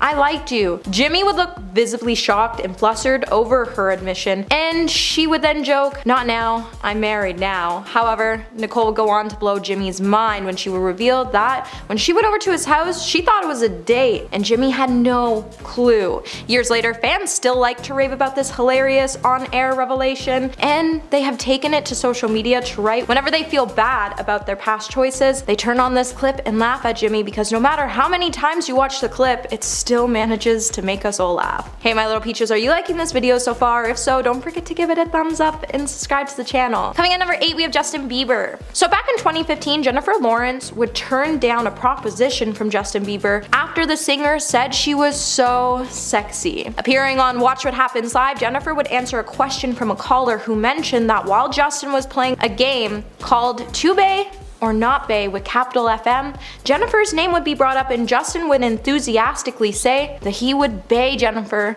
and he would even go on to mention that the Hunger Games actress was sexy and so cute. The caller would then notch things up a bit with just a little bit of spice when they asked Jennifer when she was going to tap that. Not long after, Jennifer would respond by saying, "I'm going to have to say a hard no, but thanks." While Jennifer definitely took it as a compliment, she probably could have let him down a little easier. However, we all had a good laugh watching her shut down the Canadian pop star as fast as she could. Number 7, Drake. It could have been one of the most romantic publicity stunts of the year back in 2016, but it pretty much backfired. When Drake showed up to give Rihanna her award at the VMAs, he would deliver it with a deeply romantic speech that professed his love. They kissed on stage, officially confirmed their relationship, and became the next music power couple. It could have been wonderful, but that's not how it really happened. During the VMAs, Drake would present Rihanna with her Michael Jackson video Vanguard Award, and he would make a pretty romantic speech as he professed his love for the star by describing Rihanna as someone he has been in love with since he was 22 years old. However,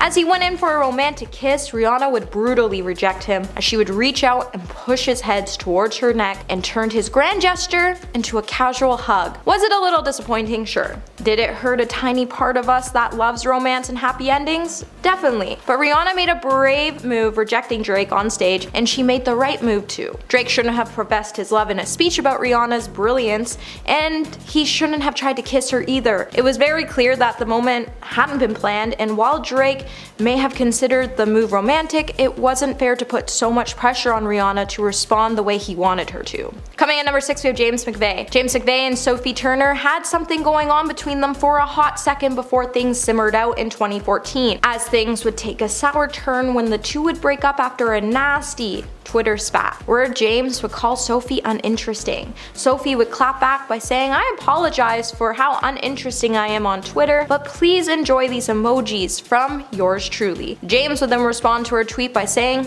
"You gonna apologize for how uninteresting you are in real life too?" Sophie would then respond to James by saying, "Wow, harsh words. Please stop texting me. It's getting creepy. I'm sorry, I'm not interested." However, later James would come out to say that the pair actually went their separate ways 6 weeks later after an online poke by saying, "I've been meaning to put this right for years, and for some reason, I haven't." So Sophie and I actually parted ways, and the stuff that was on Twitter was all a joke between me and her, and we were actually still together when we did it all. While everything between the two just seemed to fizzle out, it's clear that James has no bad blood over the incident, as he's actually really happy to see Oopsie Sophie was Joe Jonas. Number 5, Lindsay Lohan. James Franco once passed on his chance to get with Lindsay Lohan. James will reveal the truth about the incident on Howard Stern's radio show back in 2013, that he rejected getting romantically involved with the troubled starlet a few years back. Stern would say, "You turned down Lindsay Lohan? Back then, she was a lot hotter." James would say, "Oh gosh, poor Lindsay, I haven't talked to her in a while. We were friends." James would then reveal that he had met the star through friends when he was staying at the Chateau Marmont Hotel in West Hollywood, when he said, "My house in LA was being redone, so I did this thing where I was staying at a hotel and she had been living there for a couple of years." While James would go on to say he didn't like to brag about the incident, he would say that even back then Lindsay was having issues and he didn't want to feel weird. He would also state that she was a friend and it was just something he didn't want to do. Number 4, Taylor Swift. So back in 2013, Taylor Swift was on the prowl for Bradley Cooper, and she even asked mutual friend, who ended up being Jennifer Lawrence, to make an introduction. However, the Oscar-nominated actor is said to have politely declined. The reports came on the heels of Cooper's response when he was asked about the rumors that he was dating 22-year-old Silver Lining Playbook star, and Cooper ended up telling Entertainment Tonight that he was old enough to be her dad. While Taylor was hoping to have a better luck with Bradley, who is 15 years older than her, sources would say that he had no intentions of dating the singer ever. Sources would say he thinks she's far too young for him and he wants to date someone his own age. They would then also add that the actor is looking for something serious. And we all know Taylor likes to play the field and there's nothing wrong with that. However, considering it said that Bradley just parted way with his girlfriend Zoe earlier that month, he could have also rejected Taylor because he was just working out his life. Also, while Taylor has also been pretty open about her failed relationships as subjects on her tracks, he probably chose to opt out so he didn't have to become the next title of her failed love story. At number 3, we have Aziz Ansari. Texting with someone new is almost always awkward and one-sided, whether you're in high school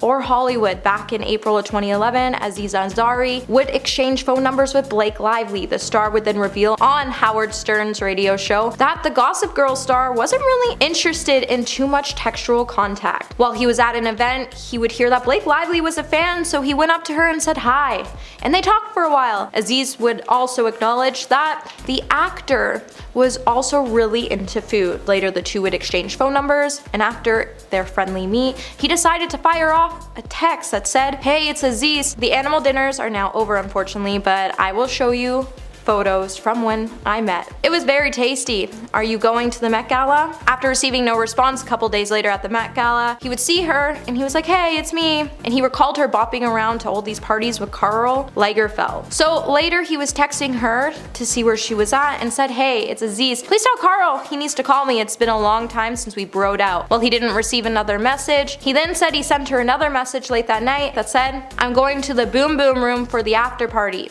Hopefully this is your number. Either way, good seeing you." He would then finally receive a message from Blake that said, "Maybe I'll see you. So weird. Karl was just saying how bummed he was to miss you." He would then send her a message on Christmas to wish her happy holidays before he finally decided that she wasn't going to bite back, so he gave up. Poor guy. Number 2, Leonardo DiCaprio. Why it seems like everyone just wants to swoon over Leonardo DiCaprio when it comes to Cara Delevingne. He couldn't charm her. Back in 2013, The Sun reported that Cara snubbed the actor at the Great Gatsby's premiere in Cannes after the actor spent the whole evening chasing her. Now, normally, all Leo has to do is look at a girl and they fall at his feet, though Cara was not having none of it. An inside source would say that Leo actually spent the whole night chasing after her, but at the end of the night, she would essentially just blow him off. While the two are said to have spoken, Leo would end up being pretty forward and he even invited her to a party back at his suite. They both then swapped numbers, but that would end up being it. While Leo tried every trick in the book and apparently kept lunging for her, she kept dodging him, with everyone laughing at the fact that she actually knocked back the biggest actor in the world. An insider would later reveal that Cara actually found him too forward and too old. However, with a joke circulating the internet that claims that Leo doesn't date anyone over 25. And would you really want to find out if this rumor is true? Because personally, I would be heartbroken. Number 1, John Mayer. Somehow John Mayer found a way to proposition Sandra Bullock through a mutual friend or something like that. While the story could be fabricated, it definitely made us all laugh. However, we all know John would be completely down for Sandra. Well, if she would actually have him. John was reportedly trying so hard to fix up his image with Sandra that a mutual friend would say it's just a typical John fashion, because once he's motivated, he just doesn't give up easily. Following a string of high-profile romances that all ended up badly, the singer was so eager to repair his reputation that he thinks that dating America's sweetheart would improve his love them and leave them image. John just likes dating famous women, and who's more famous than Sandra Bullock? Well, John definitely knows that Sandra is probably never going to date him. He did offer her to enter into a friends with benefits situation with him. For Sandra's part, she is definitely amused by the attention, and she was flattered and had quite a good laugh when she heard about it. However, she decided to turn John down because she's looking for a long-term relationship, not a booty call. Sandra just wants someone to grow old with, and it's clear that John is not the type of guy who will ever settle down.